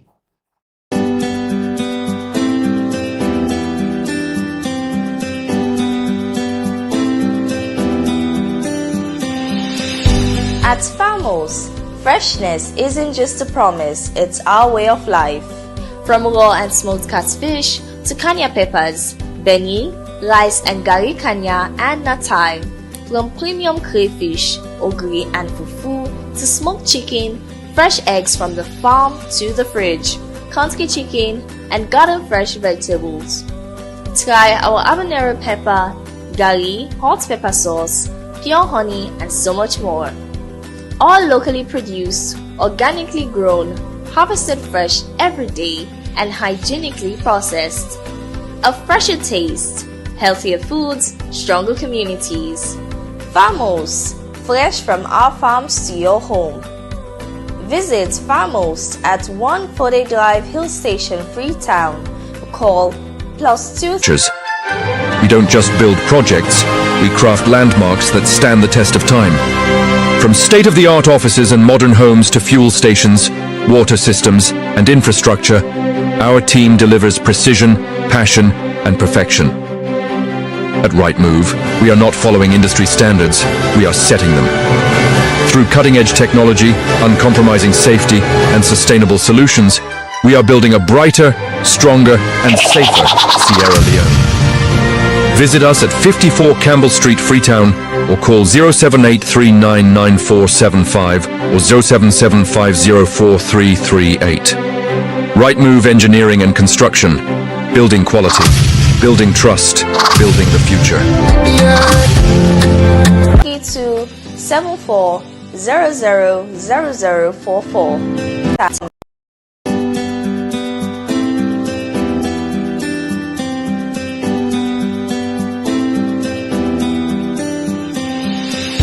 At Farmos, freshness isn't just a promise, it's our way of life.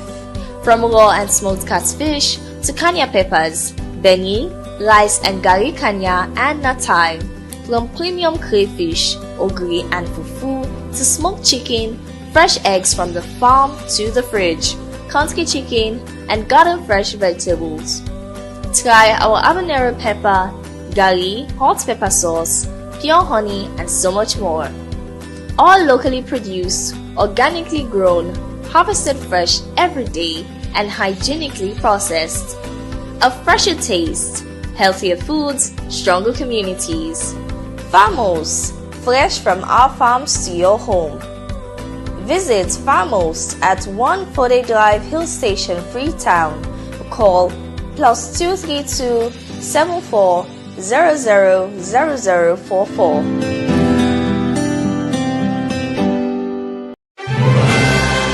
Building tomorrow today with Rightmove.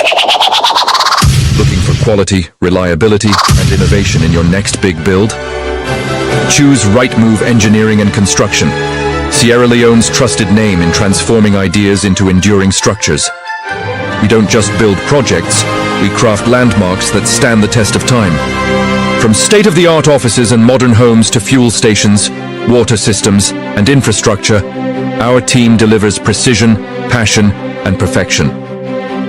At Right Move, we are not following industry standards, we are setting them. Through cutting-edge technology, uncompromising safety, and sustainable solutions, we are building a brighter, stronger, and safer Sierra Leone. Visit us at 54 Campbell Street, Freetown, or call 078399475 or 077504338. Right Move Engineering and Construction. Building quality, building trust, building the future.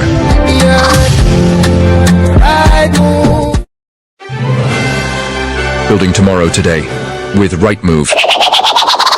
Looking for quality, reliability, and innovation in your next big build? Choose Right Move Engineering and Construction, Sierra Leone's trusted name in transforming ideas into enduring structures. We don't just...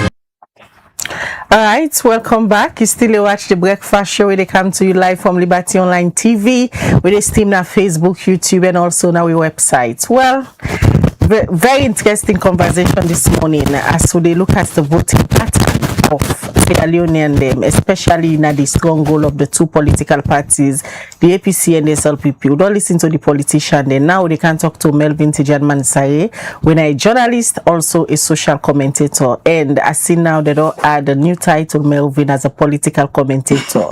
Good morning, Melvin. Happy New Year. Good to see you. Me too. You ladies have been doing terrific. Thank you so much for the good work in 2025 and Happy New Year. This is 2026, and to your viewers and followers, I think they have been immaculate also. And yes, I think we are making history. It's not easy, but to have a senseless voice these days in the media, it comes with a cost, and we all know the cost by now. But to God be the glory. We are here and we'll keep on doing what we do best. We hope for a brighter 2026. Inshallah. Let's get the conversation going. We don't start with the politician them. We are President beyond a New Year's Day speech. Himself don't make officially say, say the politics term don't begin as political party. Then they energize them based then now for start them primaries. Yesterday the PPRC don't gazette for 14 days. The APC the rules for the election. They make it clear say they don't accept no objection again from anybody. Now the APC women say by this end of January then go start them primaries. Then we go back in the political history where you look at the two political party them. The APC believes say there's strong goal na Northwest. SLPP believes say there's strong goal na Southeast. But the two recent elections, 2018 2023, they show say a slight margin. The APC they win their elections there. Usai the pattern bend small. Waiting go wrong. Well, indeed. Firstly, I think thank you so much. I think you do some number crunching, and where I see the invites, I take time for at least do a basic random sampling from 2012, 2018, and 2023 elections and try for look at pattern. And thankfully, I had the conversation just now with the squeeze and quiz mambo on and comments on Putloko. Firstly, let's understand that the dynamics has been you have strongholds, you have swing districts, and you have battlegrounds. So if that's in mind, of course, Southeast and Northwest, parts of it, it's very clear that the APC and the SLPP then get them strong footing. But I think the answer to your question, they ask in this show for give a mathematical trend as to where we see what should be expected in 2028. And in doing so, let's begin with a pattern from 2012 using, respectfully, I will be disagreeing with Mambu where he say SLPP not make. Let me continue. It's therefore they do not make progress na put loco. I beg to differ with him, and I will use 3 separate elections to show how the numbers changed over time. So if you look at 2012 elections in Putloko, the APC being gets 182,761 votes, which constituted 90.2% of the votes for that district. Then when you come to 2018, the APC gets 153,000.608, which constitutes 85% 13.11%. Take note on the percentages. And when you come to 2012, I belong to 2012, right? When you come to 2023, it's very clear that the APC gets 138,923, whereas the SLPP gets 27,241. So clearly, you see there is a percentage increase, whether it's 5% or 5 point something percent, where the SLPP make Napot local. And this in return reflects that why the APC 90 point something percent come down. What is the voting pattern telling you here? It's telling you that because of several other demographics, we maybe can talk about, ranging from candidates, social issues, the individual, the voters and perception and all that, you see a trend of, well, you cannot call it a major inroad, but creeping inroad of the SLPP in Port Loco. So to say they've not made gains, go and do the numbers again. The numbers show different terms. Yeah, it might not be 10-15% increase, but there is a percentage above 5 increase in Port Loco. And if you look at other patterns again, when it comes to key states, what we call swing states, Kono is one of them. If you look at the pattern again, by the way, let me not forget, 2023 elections get disputes. So where we are using for benchmark, there are always going to be arguments. But if you look at the pattern for swing states like Kono, 2020 and 2012 voter turnout, you clearly see, say, Marabio being get 42,912, we being comprised of 37.1%, whereas Anesbai Koroma being get 67.238%, which constitutes 58.2%. And when you go to 2018 elections, see this again. Marabio get 91,823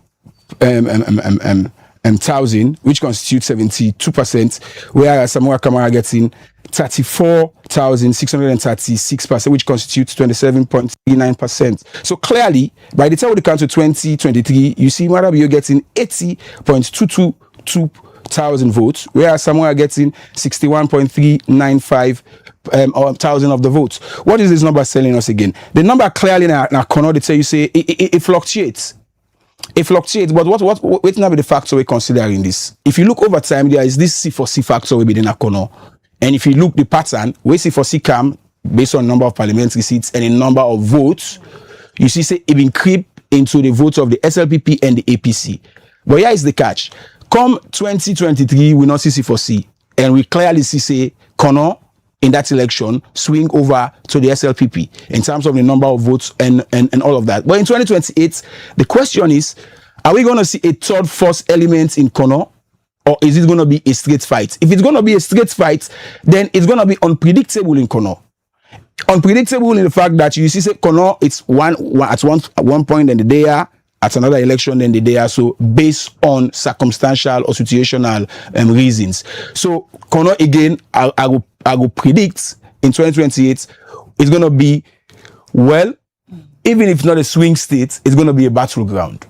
For Uda. For the APC, on a battleground. It's going to be a battleground because the elements of C4C and the other party then we don't know if we're going to see there. And if we not see there, it's going to be a straight fight between the SLPP already gets numerical in terms of voters number na Kono versus the APC, let me not forget, we get fraction of the Samsumana left over. So should Samsumana be incorporated back into the boat, what will that mean for the SLPP? And the first lady don't imagine a Kono. Well, that's why I said it's going to be a battleground instead of a swing. It's going to be a battleground because you get new forces. You get people like Saima Silamina already imagining Kono. So to say, but it don't care SLPP. It don't care SLPP. So it possible let he join the first lady for fix the APC na Kono? Beautiful question. It depends on the domestic politics and the aftermath of the SLPP convention. How will they be coming out of it? So in this case, if we look at the APC side, if they look at the first lady currently and Sai Masin for the SLPP, Nakono, should we also say if the APC able to handle the Diana Konomani faction and that of the Samsumana properly, it will give them a win-win situation for Kono? I think definitely if they team up, it will be. In fact, that would be a justification for why the battle for Kono will be tense. If you get Diana teaming up with Sam Sumana and other players like the Logos and others where they will not see them be fragmented. And now with the APC talking about reconciliation. If all those forces are consolidated, and again, let me not assume that SLPP self, then forces not gonna united. We see that with the corridor issue. So should they also amend those issues or not amend those issues? Again, for do it how strong, then we'll put up a fight for the Connaught district. And Connaught district is quite significant. Very, very. Not only geographically. You think so the two parties them currently they're able to handle all waiting they happen in terms of the one the way they believe say now they own figures and the way they give them the number where they want.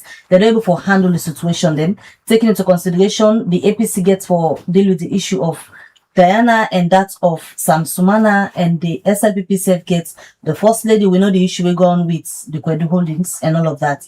The two parties that are able to handle them political influential people and properly. So far, I don't think so. I don't know what's in the happen inside the party headquarters and behind closed doors and midnight meetings. But from what we don't see for SLPP, they outboss them. That's far reaching. For APC, well, we're not hearing so much outburst so far other than leaked audios around ganging up certain candidates allegedly. But should it be that how they can call them yebe peace or yebe reconciliation or consolidation, then they do, then it will boomerang at the end of on the aftermath or after they don't hold them presidential candidates of flag bearer elections. I think the watchword here is what comes out, how then go about the flag bearer elections, and how then go mend the indifferences we already exist. Some man go say, well, me I not mix again, let them try it, as we saw in the case of the APC. And for the SLPP, we don't know what will be the case. You believe say Connaught gets for be a battleground, yeah. How about Cambia? Because we don't see Cambia, they come up na the political scene.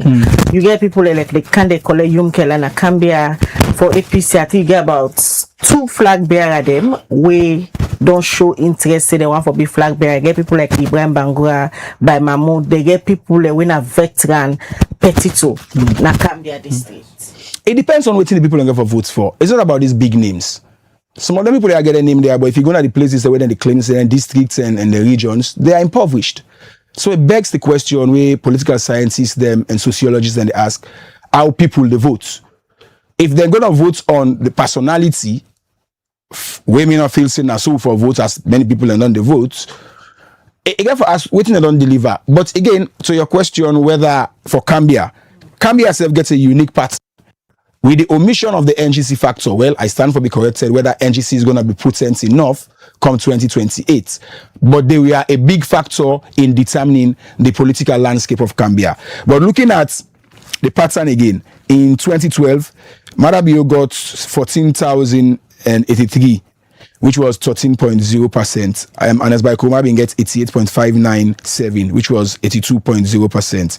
And fast forward in 2018, Marabio got again 30,000 plus 30,155, which is 30.25%, and Samuel Kamara gets 69,542, which is 69.75%. Fast forward in 2023, Madabio got 40,580, whereas Samuel gets 64,564. So you look at the pattern again. SLPP crept into what is believed to be APC stronghold, because look at the numbers. It's a steady pattern of increase. I'm talking about the presidential. A steady pattern of increase from 14,000, 30,000, 40,000.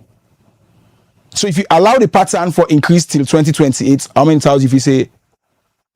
So with the trends now, NGC been bring some problems for both the SLPP and the APC during the 2018 elections. 2023, they form an alliance. You know, facing that make the numbers go up na Cambia for SLPP? Well, again, you get to look at how the parliamentary seats end up and waiting NGC not perform well. So the question they get for be, will NGC exist? How will they exist? And already, should SLPP give Kande Yumkela the flag bearer? Then the question will be, will Cambia return? But that again is an unpredictable question because already Kande Yumkela has contested a won for parliamentary and on the second occasion a lost to APC. So definitely with the omission or the removal of NGC in the equation, APC they gets edge. But the thing here is the margin of difference where they close. The margin of difference where they close. So that should be a concern again when you talk about politics. You do the same for Falaba. Well, first in 2012 there was no Falaba. What kind of Falaba? Yeah, let's go back to Cambia. Will be a battleground or again for swing. Cambia might swing on the factor of Yumkela being on the ticket or not on the ticket. That is one. Already, Cambia don't show whose side they go from the 2023 elections. They are going back to the red. So if the SLPP not able for consolidate them forces, then they might get increase in the number. They might get increase in the number, but it depends again on who the APC they put as them presidential candidates and how appealing in characteristics then go be.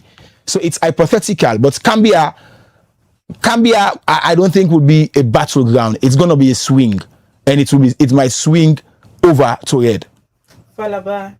The current SLPP Secretary General get heated battle day with one of the flag bearer then now for the intending flag bearer, beg your pardon, when Kelfalamara, Barantaral and Kelfalamara then battle from 2018 to 2023. Na Falaba way we see the APC begin make the SLPP begin make inroads na Falaba. Yeah. But again, the most recent by-election of Nairobi starts with APC end up for a match. But is that to say SLPP not give APC run for their money? Because it was Koinadugu and it was later the district and called Falaba. So you see in 2012, the SLPP presidential candidate, interestingly, Madabi has always been in ticket for this period of time. They don't really tip on this presidency business. 2012, there was no Falaba by then, but in 2012, generally, if you look her up, Madabi Yobin gets 8,333, Webin constitutes 8.1%, and as by Kromabin gets 89,202, which comprises 86.4% overwhelming. And we come to 2018, Madabi Yobi gets 16,822, which comprises 42.77%. And Samuel Kamarabin gets 22,562, which comprise 57.23%. When we come to 2023, Marabio gets 28% and 38,064, whereas Samuel Kamara gets 14,939. So as per the last election, in terms of the presidential, more votes come up from the APC and go to the SLPP. For us, see waiting. Malabio get 138,000. So the trend here is the SLPP feds, they not win, but the number go up this still. And that is quite significant. So for 2028, what should we expect in this trend? Should there be a new candidate for APC? The question will be, will this figure increase or decrease? And for the SLPP, the challenge here is, will they be able to complement this figure if they not go up or can down? Because all of this, whether an increment factor gets a weakness factor on the other hand. A weakness or decrease in voters number also, because I decrease here, let's not forget new voters, and let's not forget this conversation all should be predicated on what will be the total number of voters that will be registered and voting, because the one who they vote and get for counts. So all those factors, number of people who get for register and the candidates, well, definitely for Falaba, it's gonna be a battleground. But again, looking at its APC roots, it might swing. That's about ask you, say, what's the chances there? The chances, I think, again for Falaba, APC get the chances there, but again, they cannot take it hook, line, and sinker, because if SLPP increase the number they again, even if APC win, it means APC votes reduce. Just now we'll talk to the two political parties then. Mambo from the SLPP believe say comfortably 10 of the 14 districts are the provinces. The SLPP they pull votes there clearly. I think he should advise himself again and do the number crunching. The pattern is slightly changing and it's shifting. and time still there for like shift more to one end or the other end. So we assume, well, me not they assume because this is number, and the number they tell you where they are headed. So for assume say then gets all, what are the figures saying? And that's why I mean you tempt me for go over to my notes. I do a random on Kenema versus Bombali. All right, I do a random sampling on Kenema versus Bombali because I assume that these are the strongest holes when it comes to from 2020, I call it inroads or declines, 2012 to 2023. So for Kenema, the APC, take note of this. This is quite interesting. For Kenema, the APC, they had 39,180, which is 18.7%, versus the SLPP having 163,303, which is 77.9%. And we fast forward and come to, that was for 2012, we come to 2018. In Kenema, Madabi had 211,232, which is 88.55%, whereas the APC had got 27,308. See, notice the slight increase there too on the side of the APC. Then you come to 2023, Madabio got 276,163 versus APC getting 21,038. So it is clear by the pattern. It is very clear. And when it comes to Bombali now, Madabio got 10,584, whereas Samuel Kamal got 144.358. So the pattern there is, of course, APC, the number like SLPP, it go up half by half percentages, where the SLPP for be mindful of. Then for be very mindful, if you look at the number, you go say, okay, now 1-2% difference, but those 1-2% difference, it give more strength when it comes to the total number of votes count. So, in as much as, again, to counter what Mambu is saying, that they have the control, yes, but APC, they make minute inroads by percentages of the number of votes where they go up small. So to assume that if SLPP left and so no more, like how then they and the kind of socio-political issues in the country, who knows? They might reduce by percentage points them now they own very strong going at Kenema. So in as much as yes, for Bombali is basically stable, few percentages also for the SLPP, but you cannot compare it to that of what the APC is doing. So comparing the fact that APC had Jagaban, will that make a difference? Mind you, they say Jagaban ill from Blama. So again, the candidates in appeal and other things therefore coincide. But to assume that this is our entire strong goal, I think the pattern is changing, and all that for do back with tweeting that will be the campaign messages and the trend of things. And based on them pattern, and let's just quickly take you to put lock back before we wrap up, because you be hearing the conversation we'll be get with Mambo. We be the challenge and say then get a very prominent figure when at the second highest seats in the land, the vice presidency. Based on the figures them we don't they show from previous patterns of how people vote na put local. Waiting the SLPP not do right it for letting able get put local as they own, because if we say then get a sitting vice president right now, at once they don't give the late Karisi we now been running me to the same SLPP, but still the figures them not match up to expectation. Now they get a sitting vice president. Waiting and not write it. Oh, well, that would be a leakage for them. I think they should go and ask the voter, the people of Putloko. The same question will be asked by APC when it was in 2012 on Kailam. So you go to the political science question, how people they vote, now by tribe, now by age, now by gender, now by ethnicity, and all that. But again, you kind of political figure them or tower heads them where you get the expectedly believe them forget what they call political capital, the political base. So that is basically saying, again, like I say, I don't agree with Mambu. Julia Jallo and team go argue say them presence with Alpha Khan give small percentage difference. Alpha Khan just joined it. Alpha Khan has always been APC. Yeah, but he campaigned with them the last time, right? The last election, he campaigned. Just come on board. Yeah, he campaigned, and that influenced the figures of 2023. You cannot take it away. Alpha Khan and Julia Jallo Napotloko cannot be ticked off as if they not get anything than they do, but they could do more. maybe deliver more for the people of the district, maybe package the messages there well. I mean, it's about the electorate and the dynamic, the demographics around which they vote. And another very deep political and sociological question, where I think researchers they need for come on, particularly for Salone. Let me talk about Pujan, Kailao. Then two districts here. Now one way the figures over the years and political history don't show we say no matter what development any political party care they na green states or na green districts them for CDA at Tunis then believe say then give tough time to President Bio we make it be even good about 9 times for go campaign especially in Apujan. That for sure say the electorate dynamics they change. Them place they're not impenetrable. If a political party gets strong force or campaign message and candidates, then can infiltrate them place then they. That is the simple message. Because at the end of the day, for Pujan and Kailan, where you don't make mention, Salomon not begin for realize say it's not about Mwale Lemia anymore. It's about the realities.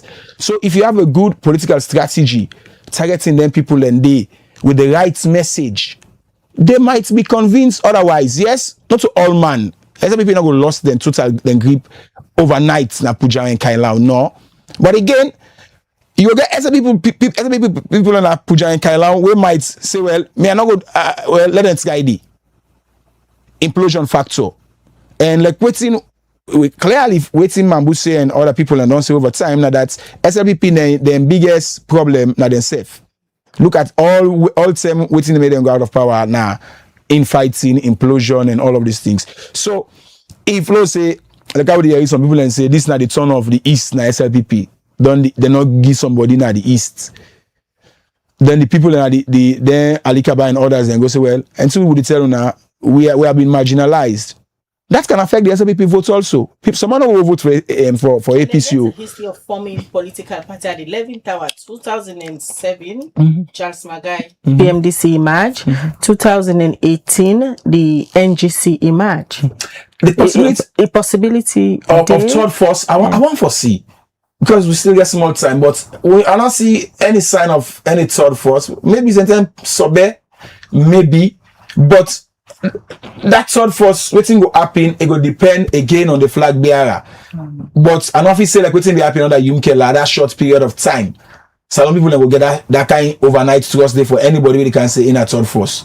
It's gonna be 2028 is gonna be strictly a straight fight between the SLPP and the APC in my suspicion. What's your view about Freetown coming with the division of the councils, the localities, and what they go for create?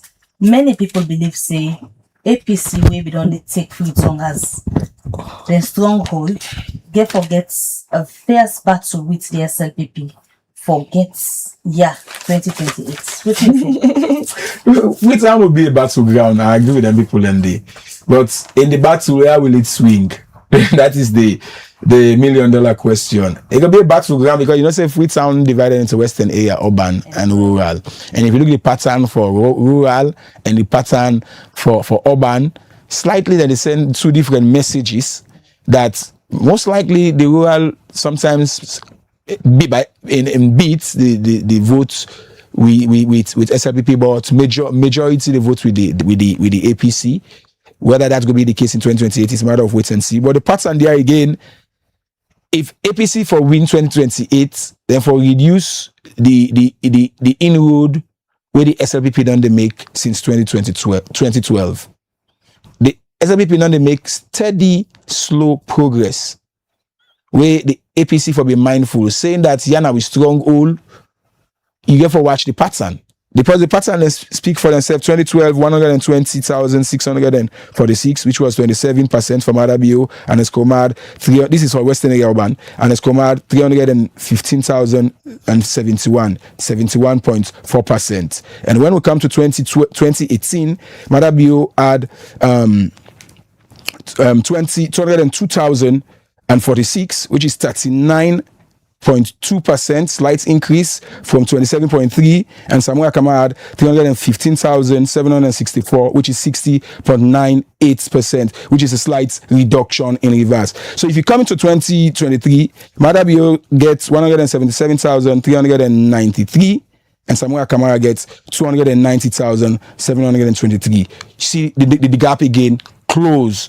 So for if me for be the APC Western area therefore campaign rigorously, and if the rest say, oh, are we get her, they might be making a mistake, because clearly SLPP is making slight but incremental increase when it comes to the presidential elections. So that can be an interesting one again. So say if Freetown is your stronghold, it's your stronghold, but one, two foundation stone, then the commander. If they continue for commander, say, elect the bill enough for them, say, it go link in terms of the voting numbers. So Melvin, in as much as they analyze politics based on your research, you're not a journalist again. So if we go by voices from the streets based on developments, if elections na tomorrow, waiting at your prediction. Oh, my prediction for 2028 election will be tomorrow. Based on voices from the street where they interact with, because you know one of the people away they down with the people, the grassroots. You always there with people where they feel like say they're marginalized in society. Well, what are the conversation from the ghettos? If people are going to vote on, for example, governance, effectiveness, corruption and mismanagement, then the question begs, it's abounding under the SLPP. But what will be the message in terms of campaign for the APC, and who will be that messenger? Because if you got somebody who don't get COI case, or somebody who don't get corruption case when under EV APC that we don't sack, people are not going to buy that candidate. So it's a complex factor as to who will win if the election comes tomorrow. A lot of things therefore influence that. A lot.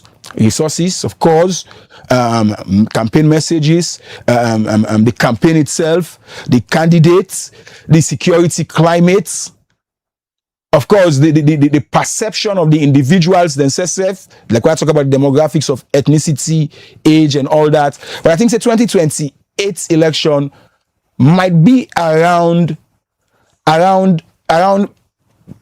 personalities with either baggages or non-baggages. What do you mean? People that will get clean record or the one that will get record dirty. I think that is going to be one of the issues. And of course, the normal issues are going to be the economy, evaluating the manifestos, what was delivered versus what was not delivered, and incidents the way maybe not even be it. You still don't answer my question. I don't answer your question. What do you get from the streets? I don't answer your question. What do they get from the streets? The street, definitely, many people are saying a lot of different things, but those things can be shaped on elections day. One of the things they wouldn't say now, of course, hardship. Hardship is prevalent. The gap between the rich and the poor is alone a widespread. Another one is injustice. People are complaining about that. But the issue here is why I know they go to the straight jackets, yes or no. That's how I say. No. They go to the ballot based on what you hear. They want for maintain the SLPP, they want for get a regime change. Again, that is a tight corner question. That's a decision of the electorate. But again, that will be shaped by many, many factors. Whether there's going to be a change or whether there is going to be continuity. That's no man's prediction. Because again, don't forget the factors that now votes will go vote. They already count the results. Now for announce so that we know that is the issue of elections denial versus alleged rigging.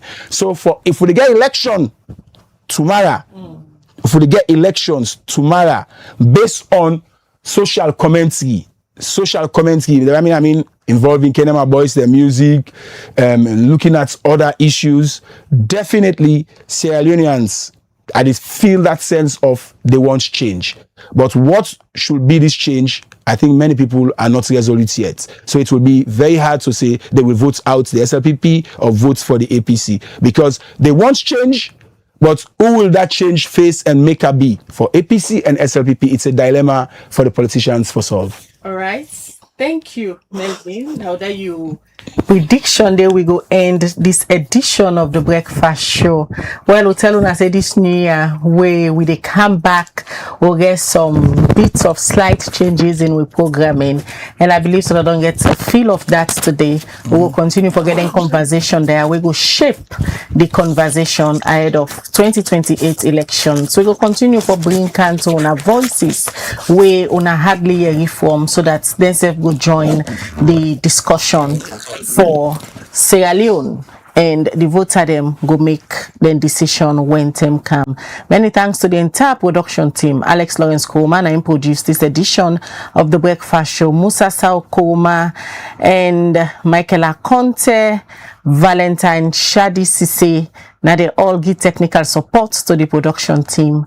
Mina Khadija Bangura, they say continue for watch Liberty TV throughout the day as they get very interesting conversation them. And today na January 6, we go bring on our content for learn reflect on the bad things them wey be happen to Sierra Leone people so that we all go avoid anything and the way okay we go back to the dark days. Have a good day and bye bye. All right.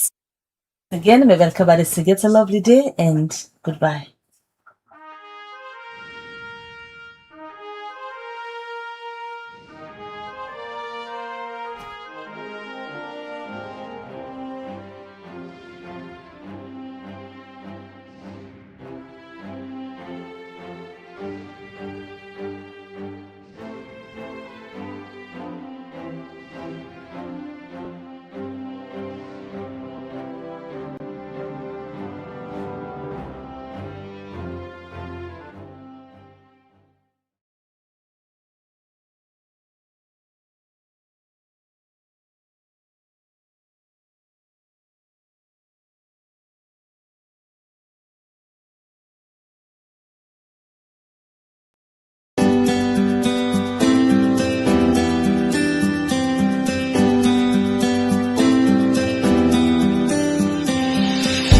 At Farmers, freshness isn't just a promise, it's our way of life. From raw and smoked catfish to kanya peppers, beignet, rice and gari kanya and natai, from premium crayfish, ogiri and fufu to smoked chicken, fresh eggs from the farm to the fridge, country chicken and garden fresh vegetables. Try our habanero pepper, gari, hot pepper sauce, pure honey and so much more. All locally produced, organically grown, harvested fresh every day, and hygienically processed. A fresher taste, healthier foods, stronger communities. Farmers, fresh from our farms to your home. Visit Farmers at 1 Fode Drive Hill Station, Freetown. Call +232 74 000044.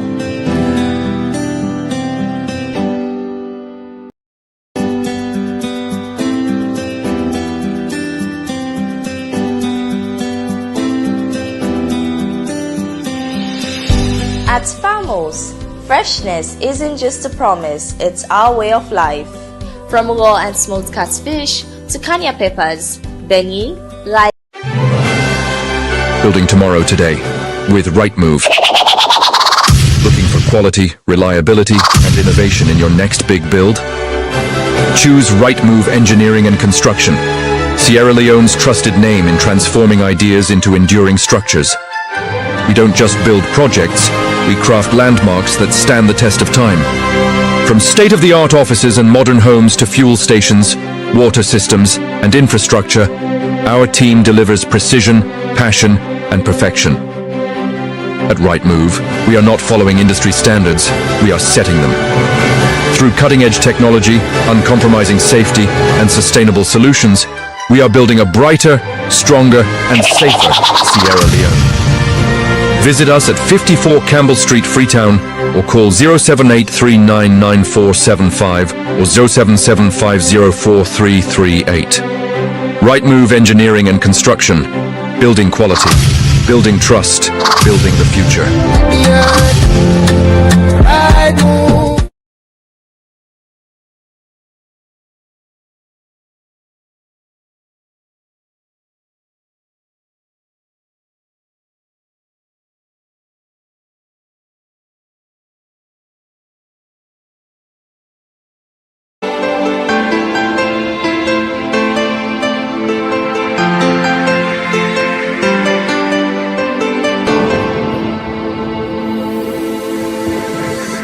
You are watching Liberty Breakfast Show on Liberty Online TV.